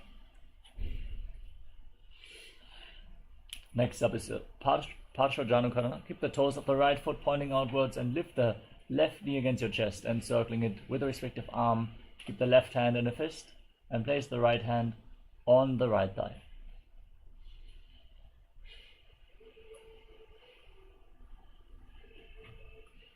Next up is Tandavasana. Now extend your arms and the left leg forward and sit down and stand back up while visualizing yourself fiercely dancing as Lord Shiva. एकेन पादेन स्थातव्यं ताण्डवासनं भवति. Next up is Brahmanasana. Now lift the left knee with the heel against the perineum, hands relaxed by the side, and visualize Lord Brahma is blessing you from within. ब्राह्मणासनमावक्षे यत्कृत्वा ब्राह्मणो भवेत्. Now lift the left leg over and around the right knee and tuck the toes behind the calf. As you bring the left arm below the right and join your hands in Namaskara Mudra, visualize yourself as Lord Garuda in Garudasana 3. उत्तानकूर्मपीठं च सिंहस्गारुडमेव च. Now slide the left foot on top of the right thigh and keep your hands relaxed at the side as you visualize Swamiji in Ekapadasana. दक्षाङ्घ्रिं वामपादस्य जङ्घोपरि निधाय च. Now hold on to the left big toe, extend the leg out to the side and rotate quickly on the standing leg, visualizing yourself as the north poster in Dhuruvasana, the poster posture. एकेन हस्तेन दण्डरूपस्य एकस्य पादस्य अग्रं धृत्वा. Now lift one leg behind your neck, stand tall, sit down and stand back up in Trivikramasana, visualizing Lord Vishnu blessing you from within. ग्रीवायां पादं संस्थाप्य स्थातव्यम् उत्थातव्यं त्रिविक्रमासनं भवति. Now repeat the Parshvajanukarana on the other side. Point the left toes outward, pull the right knee against your chest.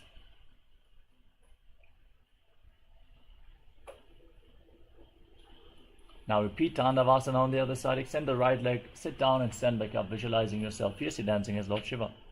एकेन पादेन स्थातव्यं ताण्डवासनं भवति. Now lift the right foot up against the inner left thigh. Hands relaxed at the side, visualizing Lord Brahma's blessing you in Brahmanasana. ब्राह्मणासनमावक्षे यत्कृत्वा ब्राह्मणो भवेत्. Now bring the right leg over the left knee, tuck the toes behind, bring the right arm below the left. Join your hands and visualize yourself as Lord Garuda in Garudasana 3. उत्तानकूर्मपीठं च सिंहस्गारुडमेव च. Now place the right foot on the left thigh, hands at the side and visualize Swamiji in Ekapadasana. दक्षाङ्घ्रिं वामपादस्य जङ्घोपरि निधाय च. Next up is Dhuruvasana. Hold on to the big toe of the right foot, extend the leg out to the side and rotate quickly on the standing leg, visualizing yourself as the north poster. एकेन हस्तेन दण्डरूपस्य एकस्य पादस्य अग्रं धृत्वा. Now lift the right leg behind your neck, stand tall and sit down and stand back up, visualizing Lord Vishnu's blessing you in the 3 steps of Lord Vishnu, Trivikramasana. ग्रीवायां पादं संस्थाप्य स्थातव्यम् उत्थातव्यं त्रिविक्रमासनं भवति. Now stand with your heels touching, toes pointing outwards and the hands relaxed at the side, fingers pointing one by one in Samanaka Karana. Breathe deeply and relax from this intense sequence of asanas as you're about to continue with the final 100 asanas of this sequence.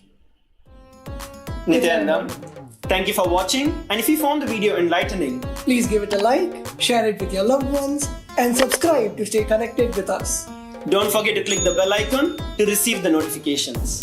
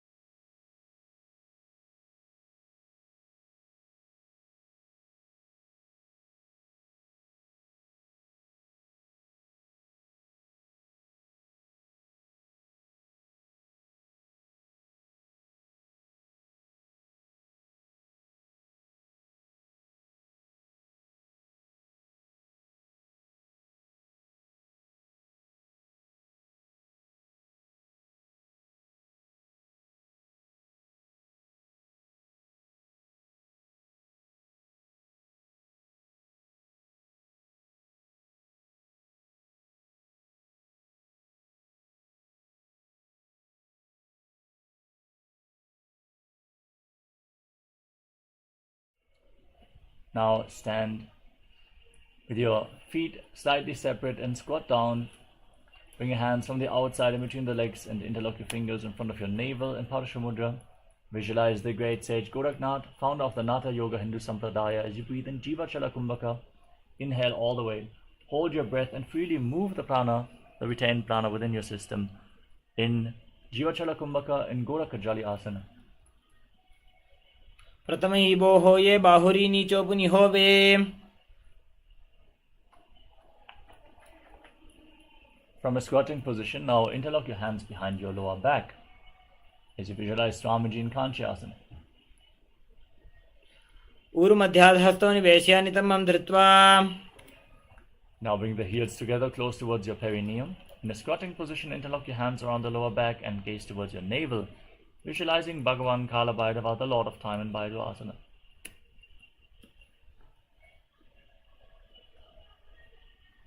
दो पग की थलिया की माहिली core मिला जी. Next up is Varahasana. Now bring the heels together, toes apart, and join your hands in Anjali Mudra behind your head, fingers pointing down as you gaze to the tip of the nose and visualize yourself as Varaha, the boar avatar of Lord Vishnu in Varahasana. पाकथली की माहिली core मिलाई फना पानी उकड़ मोड़ वैसे. Next up is Prithvitasana.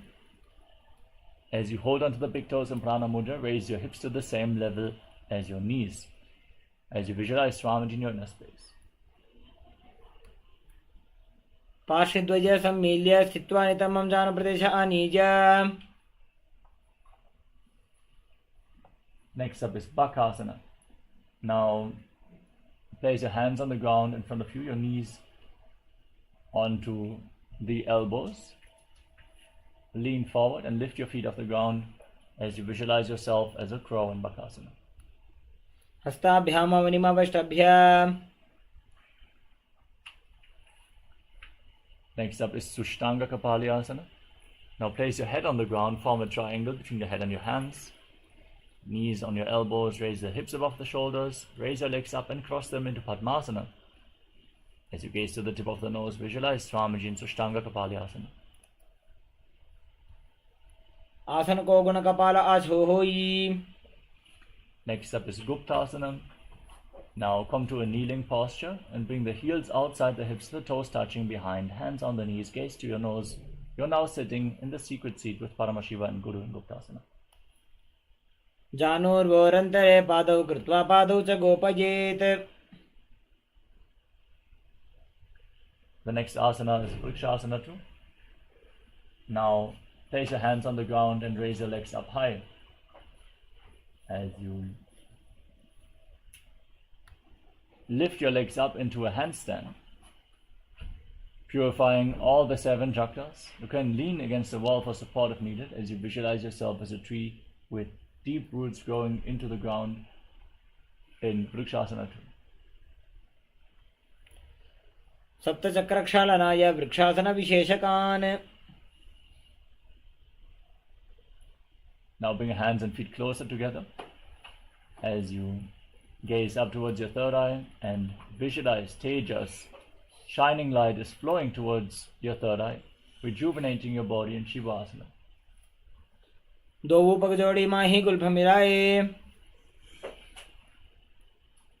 Now place your hands on the ground, shoulder width apart.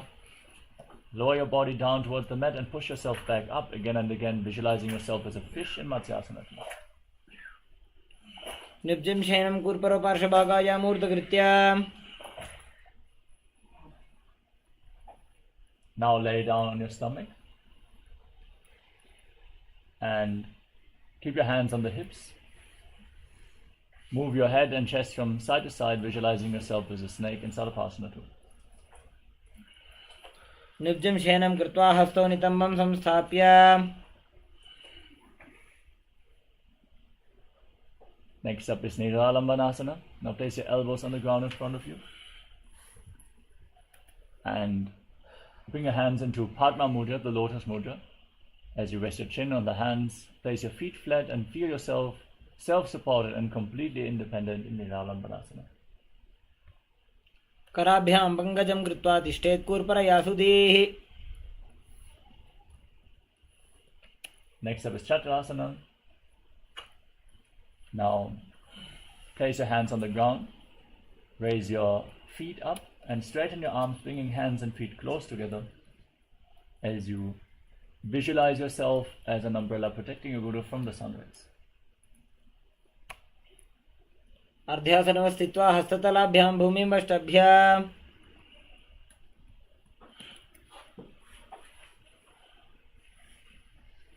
Now come to a kneeling posture.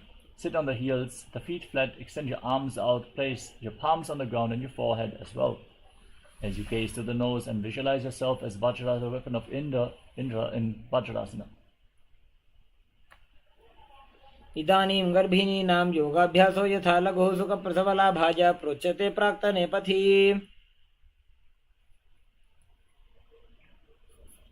And next up is Meshasana. As you keep your hands on the ground, raise your hips up high and alternate striking the ground with your hands as you visualize yourself as a powerful ram. गजासन संस्थितो एकैकं बाहुं भूमौ ताडयेत्. Next up is Ajjasana. With your hands flat on the ground, kick your legs up high and lower your head down towards the mat, visualizing yourself existing for all eternity. गजासन संस्थितो पादद्वयम् अन्तराले कृत्य. Next up is Dhanantarasana. In a kneeling position, pull your feet in towards your perineum and then place your hands on the respective knees. Now, gaze to the nose, visualize Swamiji and breathe in Ujjayi Pranayama, making an ocean-like sound with your mouth in Dhanantarasana. पूर्व विधि परिहाता की काकसी से भणा शरा मोड़ी. Next up is the Angamotanam. As you extend your arms in front, interlock your fingers and move your arms in all directions, giving massage to various different joints and muscles of your body. Repeat the movement behind your back as you visualize Swamiji in your inner space. हस्तयोः अङ्गुलीर्बद्ध्वा हस्तयोर्मध्यात् सर्वमङ्गं निष्कासयित्वा. Next up is Garudasana form. Now bring your heels outside the hips, toes pointing to the side, hands on the knees as you visualize yourself as Lord Garuda flying Lord Vishnu and Lakshmi on his back. जङ्घोरुभ्यां धरां पीड्य स्थिरकायो द्विजानुना. Bring the soles of the feet together, the knees wide apart, and sit in front of your heels as you hold onto your ankles. Gaze to your third eye and visualize yourself residing in the blissful space of a temple in Ananda Mandirasana.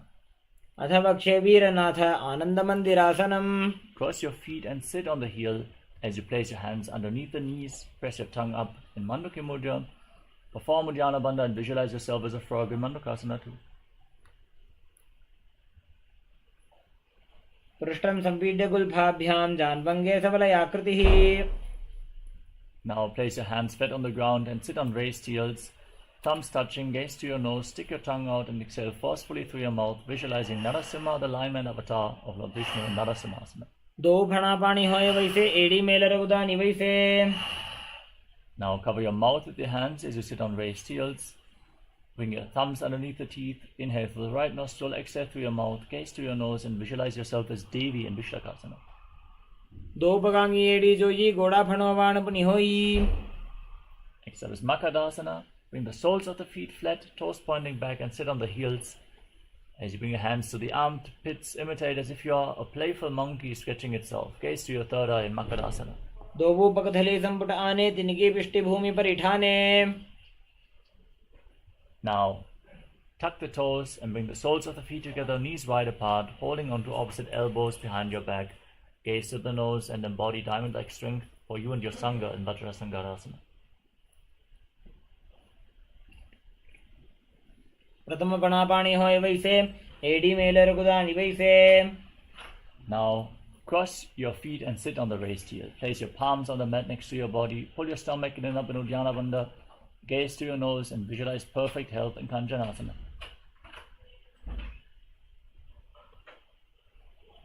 खञ्जनासनमावक्षे यत्कृत्वा सुस्थिरो भवेत्. Now place your hands on the knees and make your upper back and neck stiff like the shell of a turtle as you gaze to your nose in Kurmasana.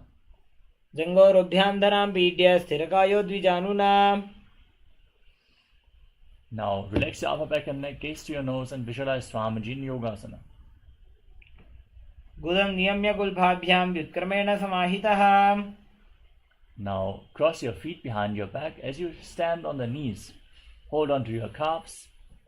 As you gaze to the third eye, visualize a space of eternal oneness, Advaita, with your Guru in Vijogasana.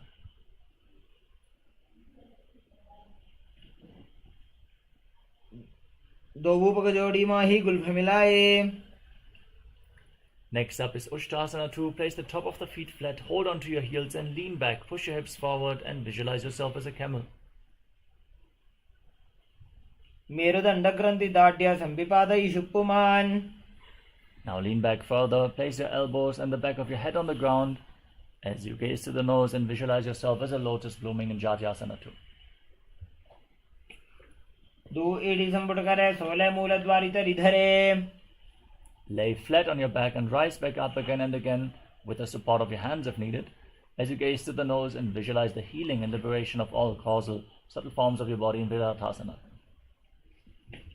जंगा पृष्ठभूमो निधाय जंगोदरयोः ऊरुनि संस्थाप्य। Now lean back all the way, bring your arms over top of your shoulders. Hold onto your feet. As you bring your head in between the heels, visualize yourself as a beautiful dove in Kapotasana.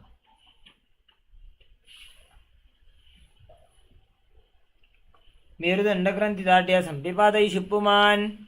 Now rise up, stand on your knees. Tuck your toes behind your back, heels raised, and hold on to opposite elbows. Gaze to the nose in the boon-fulfilling posture. Varasana, receive your boon from Paramashiva. जानुनि भूमौ संस्थाप्य हस्ताभ्यां बाहु परस्परं धृत्वा। Next up is Varahasana 2. Now sit on raised heels and place your forearms on the ground, rest your head on your hands, and visualize yourself as Varaha, the boar avatar of Lord Vishnu.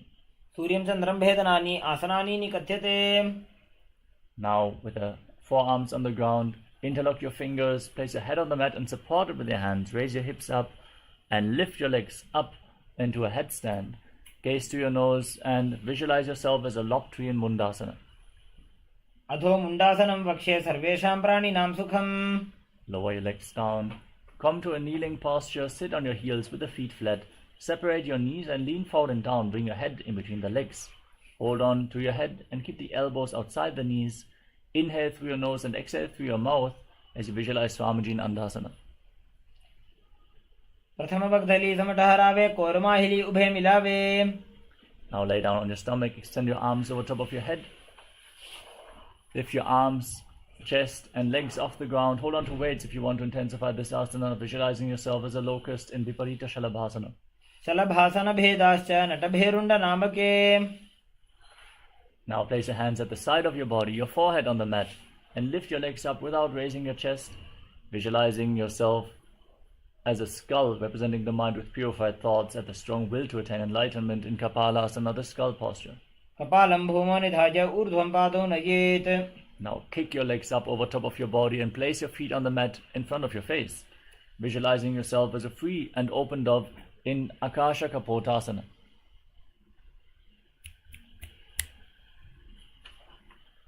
उष्ट्रासने स्थित्वा चरणौ भूमेरुत्थाप्य।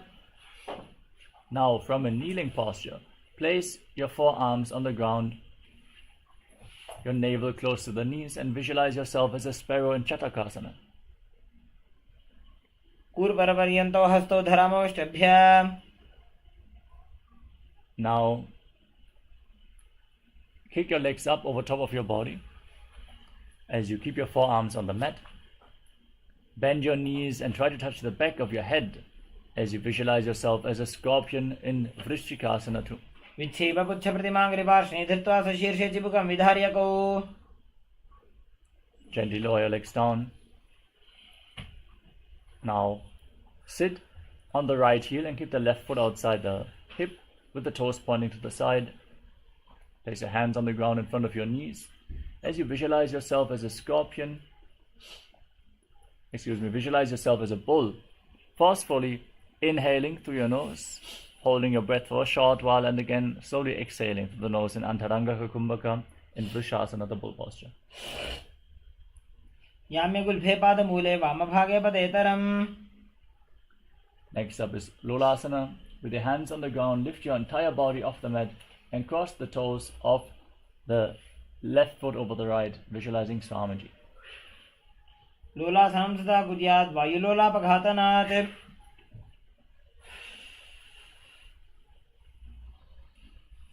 Now repeat Vrishasana on the other side, visualize yourself as a bull. याम्यगुल्भे पादमूले वामभागे पतेतरं विपरीतं स्पृशेत् भूमिं वृषासनमिदं भवेत्. Next up is Balagunasana.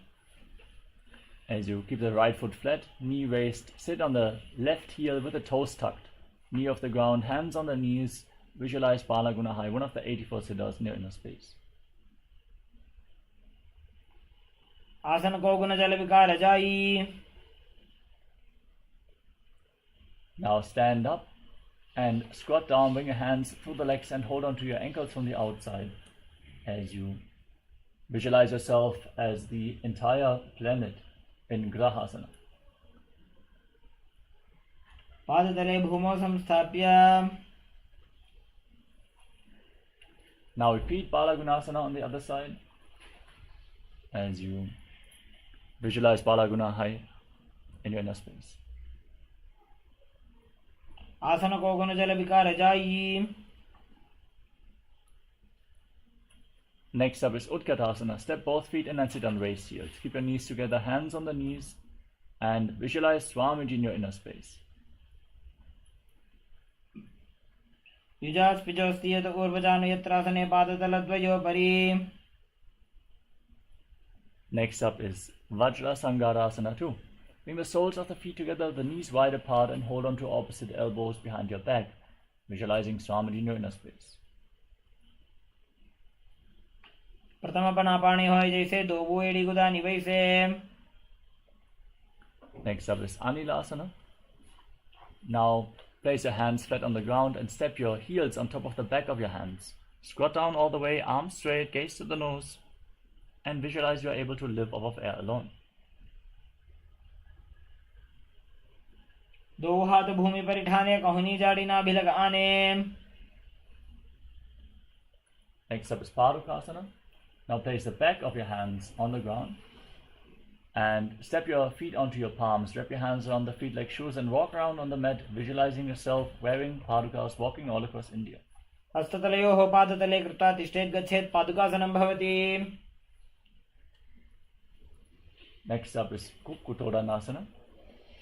Place your hands on the ground and kick your legs back up and let them fall back down, visualizing yourself as a rooster. हस्ततले भूमौ कृत्वा पादतले च ऊर्ध्वमुड्डानं कृत्वा.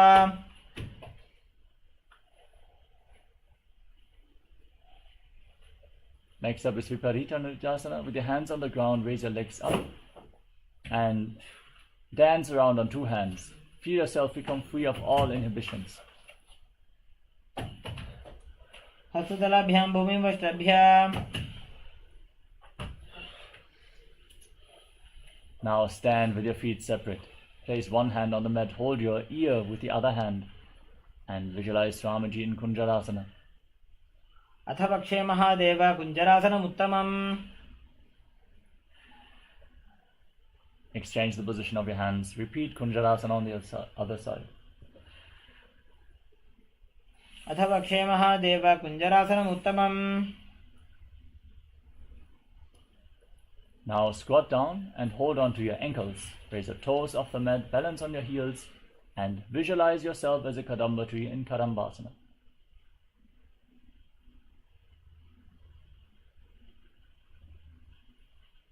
पाशिभ्यां भूमिं वष्ट्रभ्य.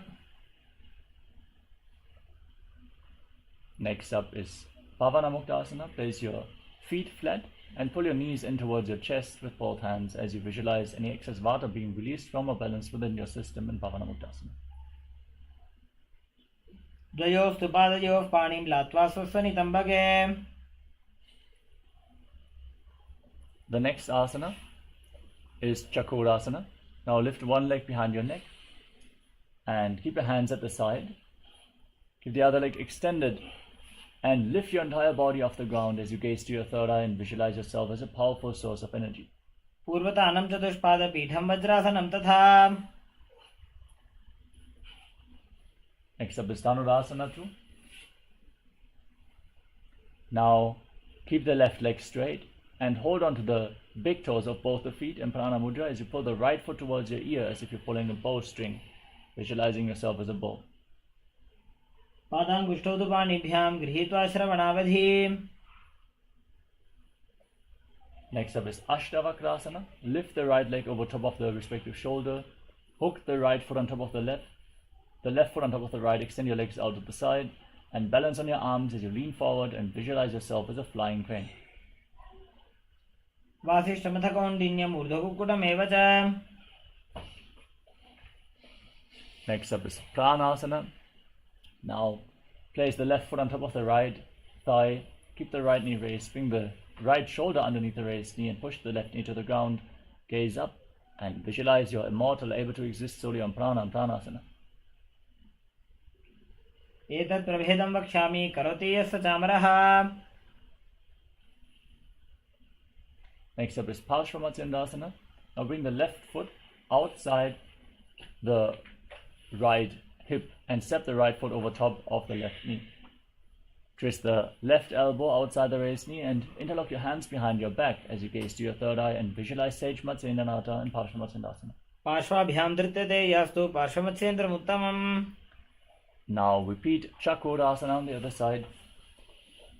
Now lift the left leg behind your neck, hands at the side, right leg extended, gaze up towards your third eye, lift your body off the ground and visualize yourself as a powerful source of energy. पूर्वतानं चतुष्पादपीठं वज्रासनं तथा. Next up is Dhanurasana 2. Now keep the right leg extended, hold onto the big toes and pull the left foot towards your ear as you visualize yourself as a bow. पादाङ्गुष्ठौ तु पाणिभ्यां गृहीत्वा श्रवणावधि. Next up is Ashtavakrasana. As you lift the left leg over top of the respective shoulder, hook the right foot on top of the left, extend the legs out to the side as you visualize yourself as a flying crane balancing on your arms. वासिष्ठमथकौण्डिन्यम् ऊर्ध्वकुक्कुटमेव च. Now repeat Pranasana on the other side. Place the right foot on the left thigh, the left shoulder underneath the raised knee. Gaze up and visualize you are immortal, able to exist solely on prana. एतत् प्रभेदं वक्ष्यामि करोति यस्य चामरः. Now repeat Paramashivoham on the other side. Bring the right foot outside the left hook and step the left foot over the right knee. Twist your elbow around the raised knee with a hand below. Interlock your hands behind. Gaze up and visualize Sage Matsyendranath. पार्श्वाभ्यां धृत्यते यास्तु पार्श्वमत्स्येन्द्रमुत्तमम्. Now keep the right heel against the perineum and extend the left leg out. Lean forward and down. Hold onto the front foot as you breathe in Jivachala Kumbhaka and visualize Swamiji in Ardha Paschimottanasana. एकं पादं प्रसार्य एकं पादस्य पार्श्वनासीवनी सम्पीड्य. Next up is Kraunchasana. Now bring the right foot outside the hip, the top of the foot flat, knee on the ground.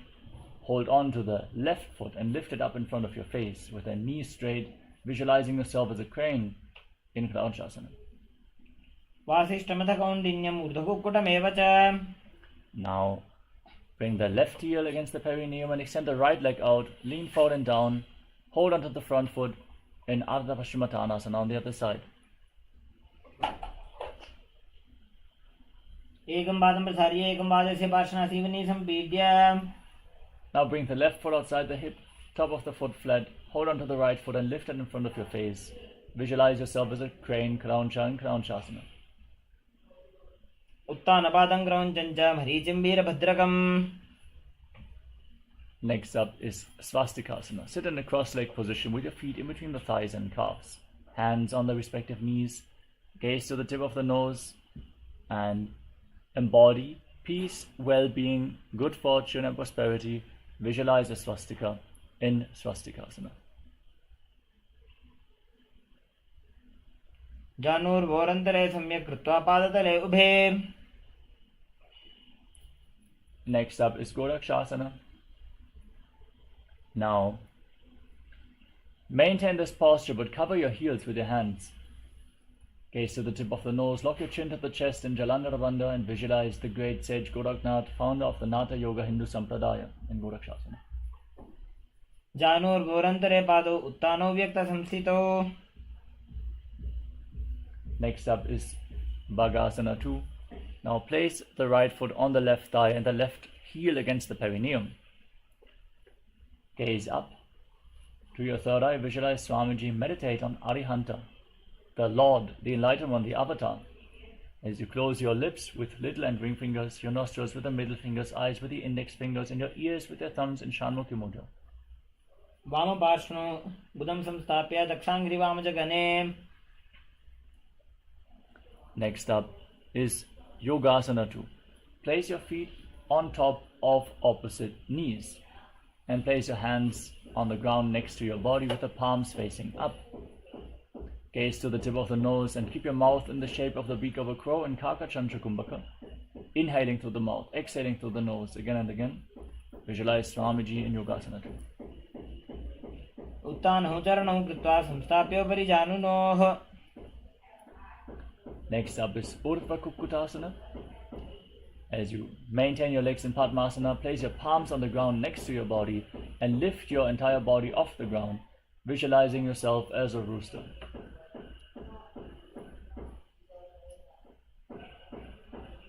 वासिष्ठमथ कौण्डिन्यम् ऊर्ध्वकुक्कुटमेव च. Next up is Siddhaharatali Asana.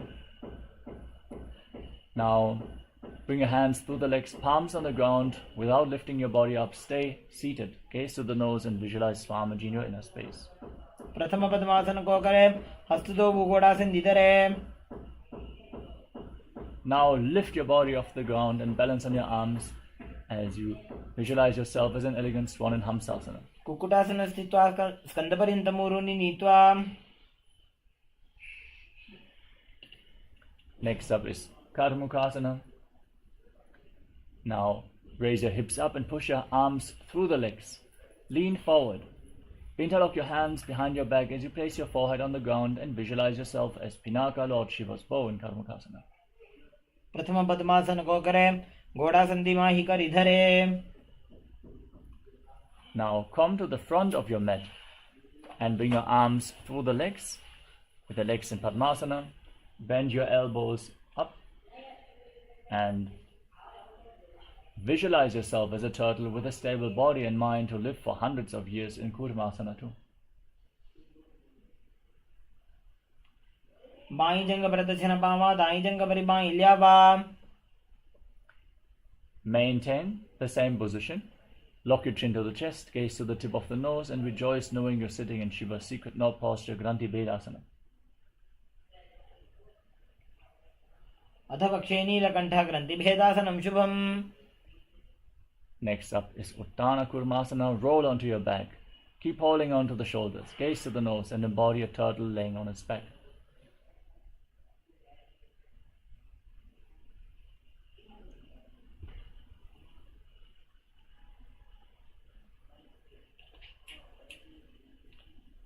कुक्कुटासनबन्धस्थं कराभ्यां धृतकन्धरम्. Now kick yourself back up. Remain seated in Padmasana. Now bring your arms through the legs. Place the palm of one hand on the ground and hold its wrist with the other hand. Lift your entire body off the mat as you balance on one arm and visualize yourself as a rooster in Pangu Kukkutasana. Kukkutasana स्थित्वा एकेन हस्तेन अन्यस्य मणिबन्धं धृत्वा. Exchange the hands. Place the other palm on the mat and lift your body up in Pangu Kukkutasana on the other side. Kukkutasana स्थित्वा एकेन हस्तेन अन्यस्य मणिबन्धं धृत्वा. Next up is Gurudasana. With your legs in Padmasana, place your elbows on the toes, interlock your fingers and rest your chin on your hands with your thumbs pressed against your throat. Visualize you have gone beyond all greed and covetous.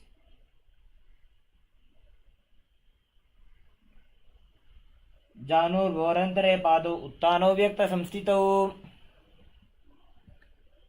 Now place one hand over the other and rest your hands in your lap in a meditative space. Gaze to the nose, visualize Swamiji and perform a Mahamudra Bandha in Padmasana.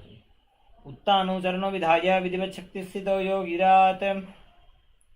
Now place your hands on the respective knees. Gaze to the tip of the nose. Internally chant Om Nityananda Paramashivoham as you visualize Paramashiva with 25 heads, 75 eyes and 50 hands in Padmasana form.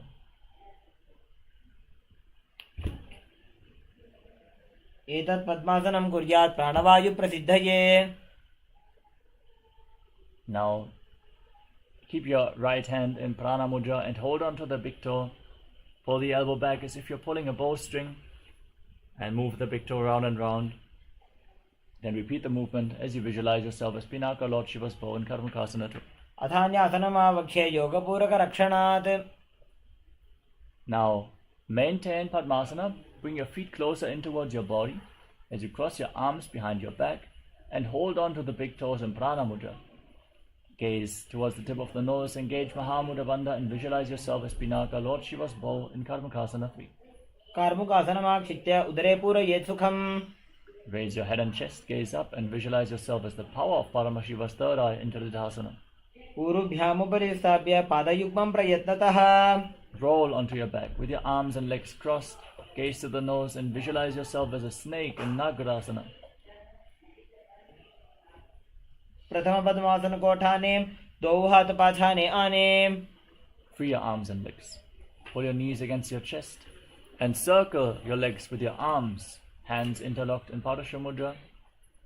Squeeze your body into a ball, bring the chin to the knees and calmly breathe through the nose in Kandukasana. वेत्रासने स्थित्वा हस्तपादान् निष्कृष्य. Now place your feet flat, interlock your hands around your neck, gaze to the nose and visualize Swamiji in Ultrapavanasana. प्रथमे सूधोसैन करावे, गोड़ा उभा राशि मिलावे. Now bring your hands underneath the heels with the palms facing up, push your hips off the ground, breathe in Mocha Kumbhaka with Jalandhara Bandha and Mula Bandha engaged and visualize yourself as a powerful Alpha Ape in Marakata Pitasana. उत्तान शयनं पादतले उत्तान हस्तयोः स्थापयेत्. Now bring your hands to the lower back, raise your hips, straighten your legs and rest your body weight on your elbows as you gaze to the nose and visualize Swamiji in Uttana Shikipitakasana. जङ्घोरुबलहीनश्चेत् Utthan शिखिपीठकम्. Now kick your legs up and place your hands on the mat. For support, visualize yourself blissfully traversing through Narakaloka unscathed in Narakasana. ग्रीवाकण्ठेन भूमिं विष्टम्भ पादाग्रद्वयमूर्धमुत्रयेत्. Support your lower back with your hands as you lower your legs down, engage your core and visualize yourself as a boat crossing the ocean of samsara in Tiryanokasana. नौकावत् स्थित्वात् ऊर्ध्वं पादाग्रद्वयं नयेत्. Now bring your hands back onto the ground, your toes pointing to the sky, stable and sturdy, straight like a flagpole. Visualize yourself as the Kailasa flag, respected across all nations in Dvajasana, the flag pose. तिर्यन् नौकावत् ग्रीवापृष्ठकूर्परैः भूमिं वष्टभ्य. Now lower your legs down, lay flat on your back with your hands at the side of your body, palms facing up. In Mritasana, the final asana of this Dvitiya Vinyasa Krama, forcefully pull the Kundalini Shakti upwards along your spine in Shakti Chara Mudra. As you relax from any kinds of movement, internally or externally, visualize that your body is dead and Swamiji is liberating you. Internally chant Om Nityananda Paramashivoham.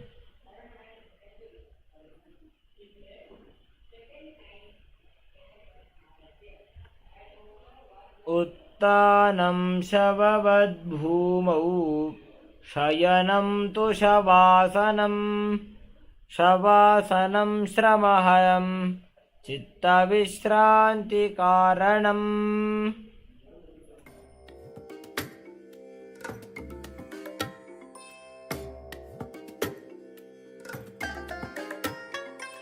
I bless you all. Let you all open all your three eyes and manifest the powers of Mahasadashiva. Om Nityananda Paramashivoham. Om Nityananda Paramashivoham. Om Nityananda Paramashivoham. Om Nityananda Paramashivoham. Om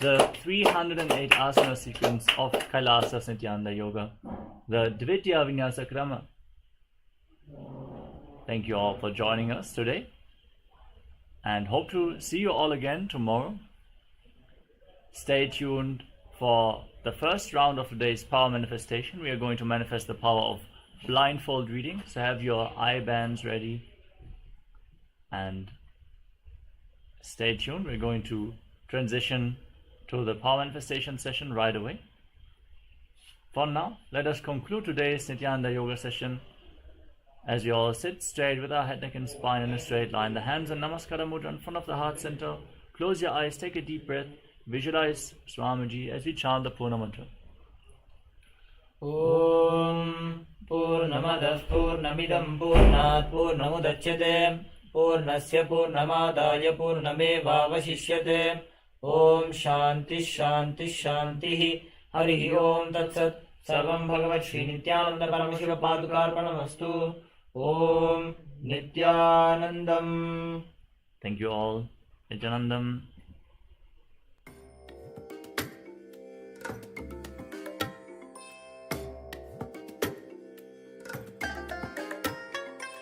I bless you all.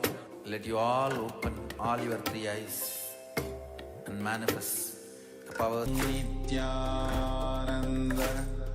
Paramashivoham. Om Nityananda Paramashivoham. Om Nityananda Paramashivoham. Om Nityananda Paramashivoham. Om Nityananda Paramashivoham. Om Nityananda Paramashivoham. Om Nityananda Paramashivoham. Om Nityananda Paramashivoham. Om Nityananda Paramashivoham. Om Nityananda Paramashivoham. Om Nityananda Paramashivoham. Om Nityananda Paramashivoham. Om Nityananda Paramashivoham. Om Nityananda Paramashivoham.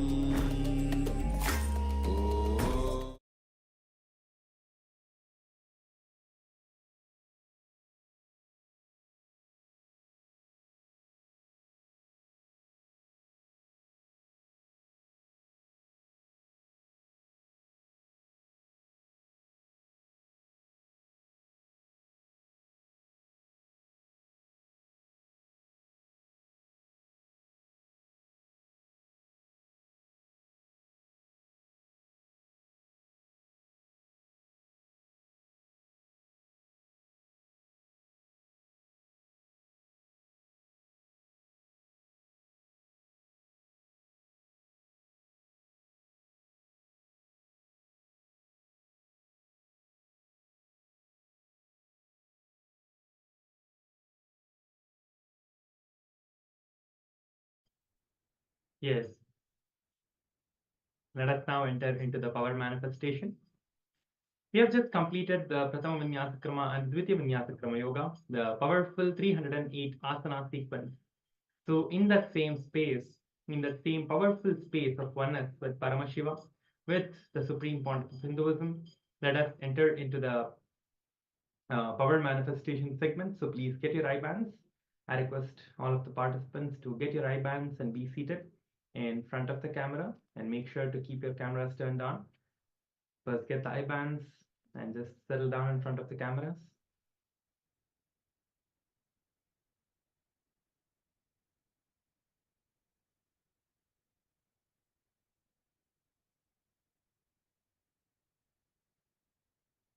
Let us enter into the power manifestations.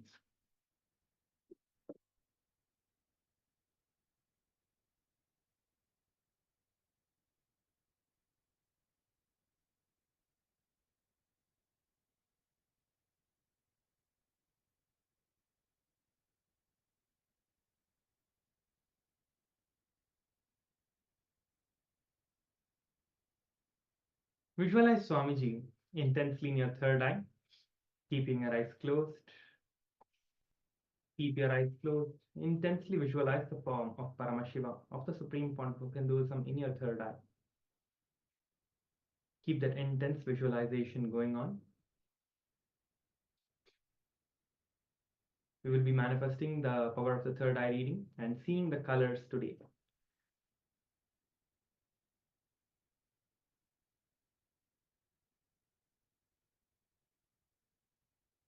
So get ready to manifest this amazing power manifestation.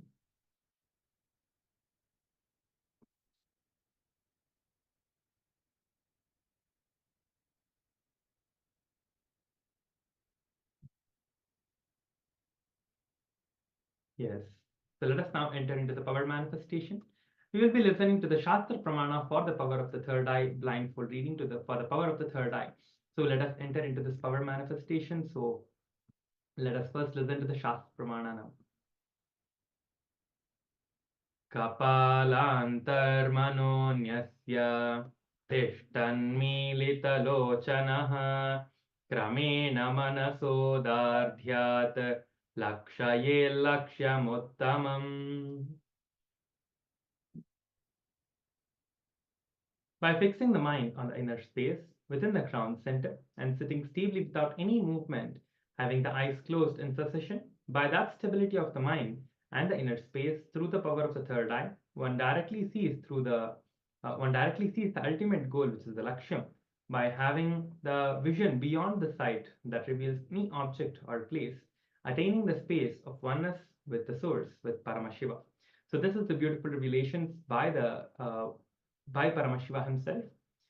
And as we all have been initiated by the Supreme Point of Hinduism, let us enter into the power manifestation. So all of the participants connected with us on the Zoom and on YouTube, please tie your eyes now. Please keep your eyes closed. We will be entering into this amazing power manifestation. So the color is going to be projected to you on the screen. So the color itself will be projected to you. So you will be scanning through the third eye and manifesting this power. So whatever Swamiji is revealing to you in your third eye, you will be manifesting that. So please keep your eyes closed. Sit with your head, neck, and spine in a straight line. And let us now prepare ourselves to manifest this power. The image is going to be projected. The color is going to be projected soon. So please make sure to keep your eyes closed. Do not open your eyes now. Keep your eyes closed. Intensely chant the Mahavakya. Om Nityananda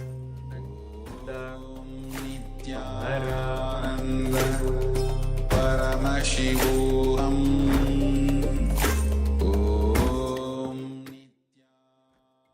The image is now being projected. Please keep your eyes closed and continue to manifest the power for the next few minutes. Om Nityananda Paramashivoham. Om Nityananda Paramashivoham. Om Nityananda Paramashivoham.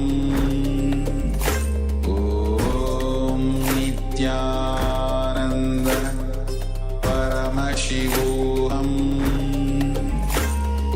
Om Nityananda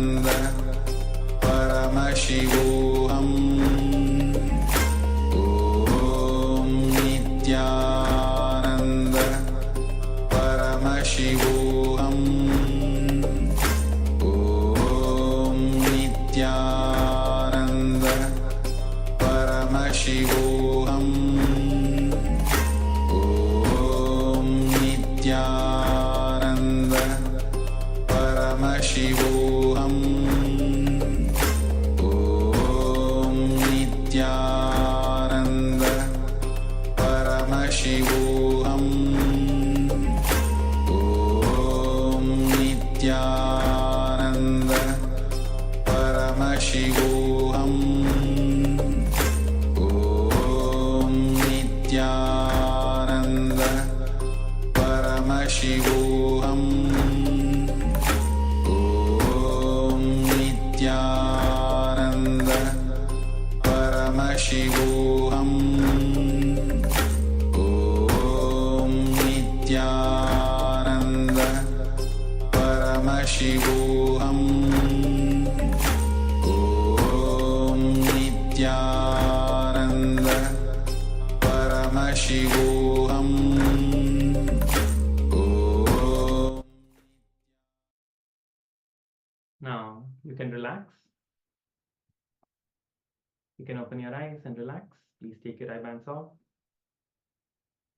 Yes, so we have successfully manifested the first round of power manifestation. It is time for us to verify the results. So you can go ahead and check and let us know what you saw through the third eye. And then I'll be projecting the color that you all saw. So in just a few moments, we are going to be verifying. So let us post whatever you saw. So whatever color you saw, whatever image you saw, you can go ahead and put it in the comments. Okay.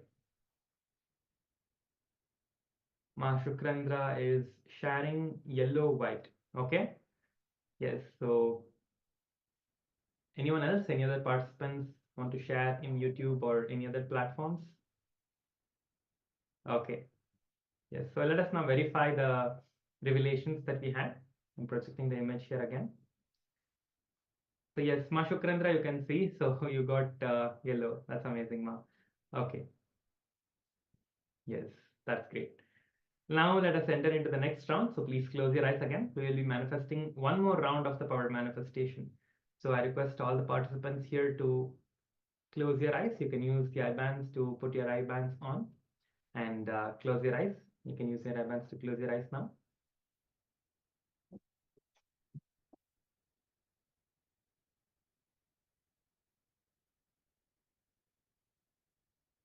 Atma Senananda Raju, Itavanmaya. So please close your eyes. We are manifesting this power of the third eye blindfold reading. So you can put your eye bands on, Aya. Please make sure to cover your eyes with the eye bands. We will be manifesting this power now. Yes, other participants, I request everyone to please keep your cameras turned on and be on camera so we can help see and guide. Yes. And someone has joined with the name iPad. Could you please rename yourself, Ma? Could you please rename yourself to your actual name?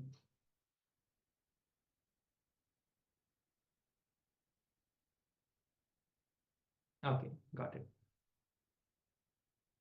Yes. So please close your eyes, everyone. We'll be projecting the color now for us to manifest the next round. Please keep your eyes closed. The next color is going to be projected very soon. Establish yourself in that space of oneness.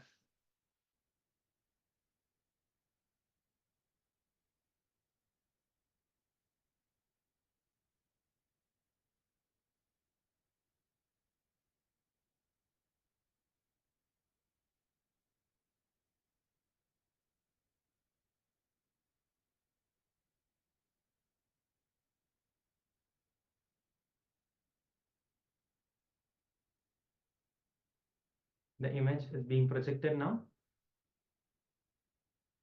Let us continue to manifest the power for the next few minutes. Paramashivoham Om Nityananda Paramashivoham Om Nityananda Paramashivoham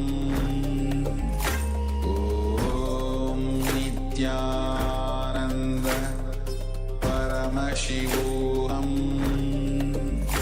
Om Nityananda Paramashivoham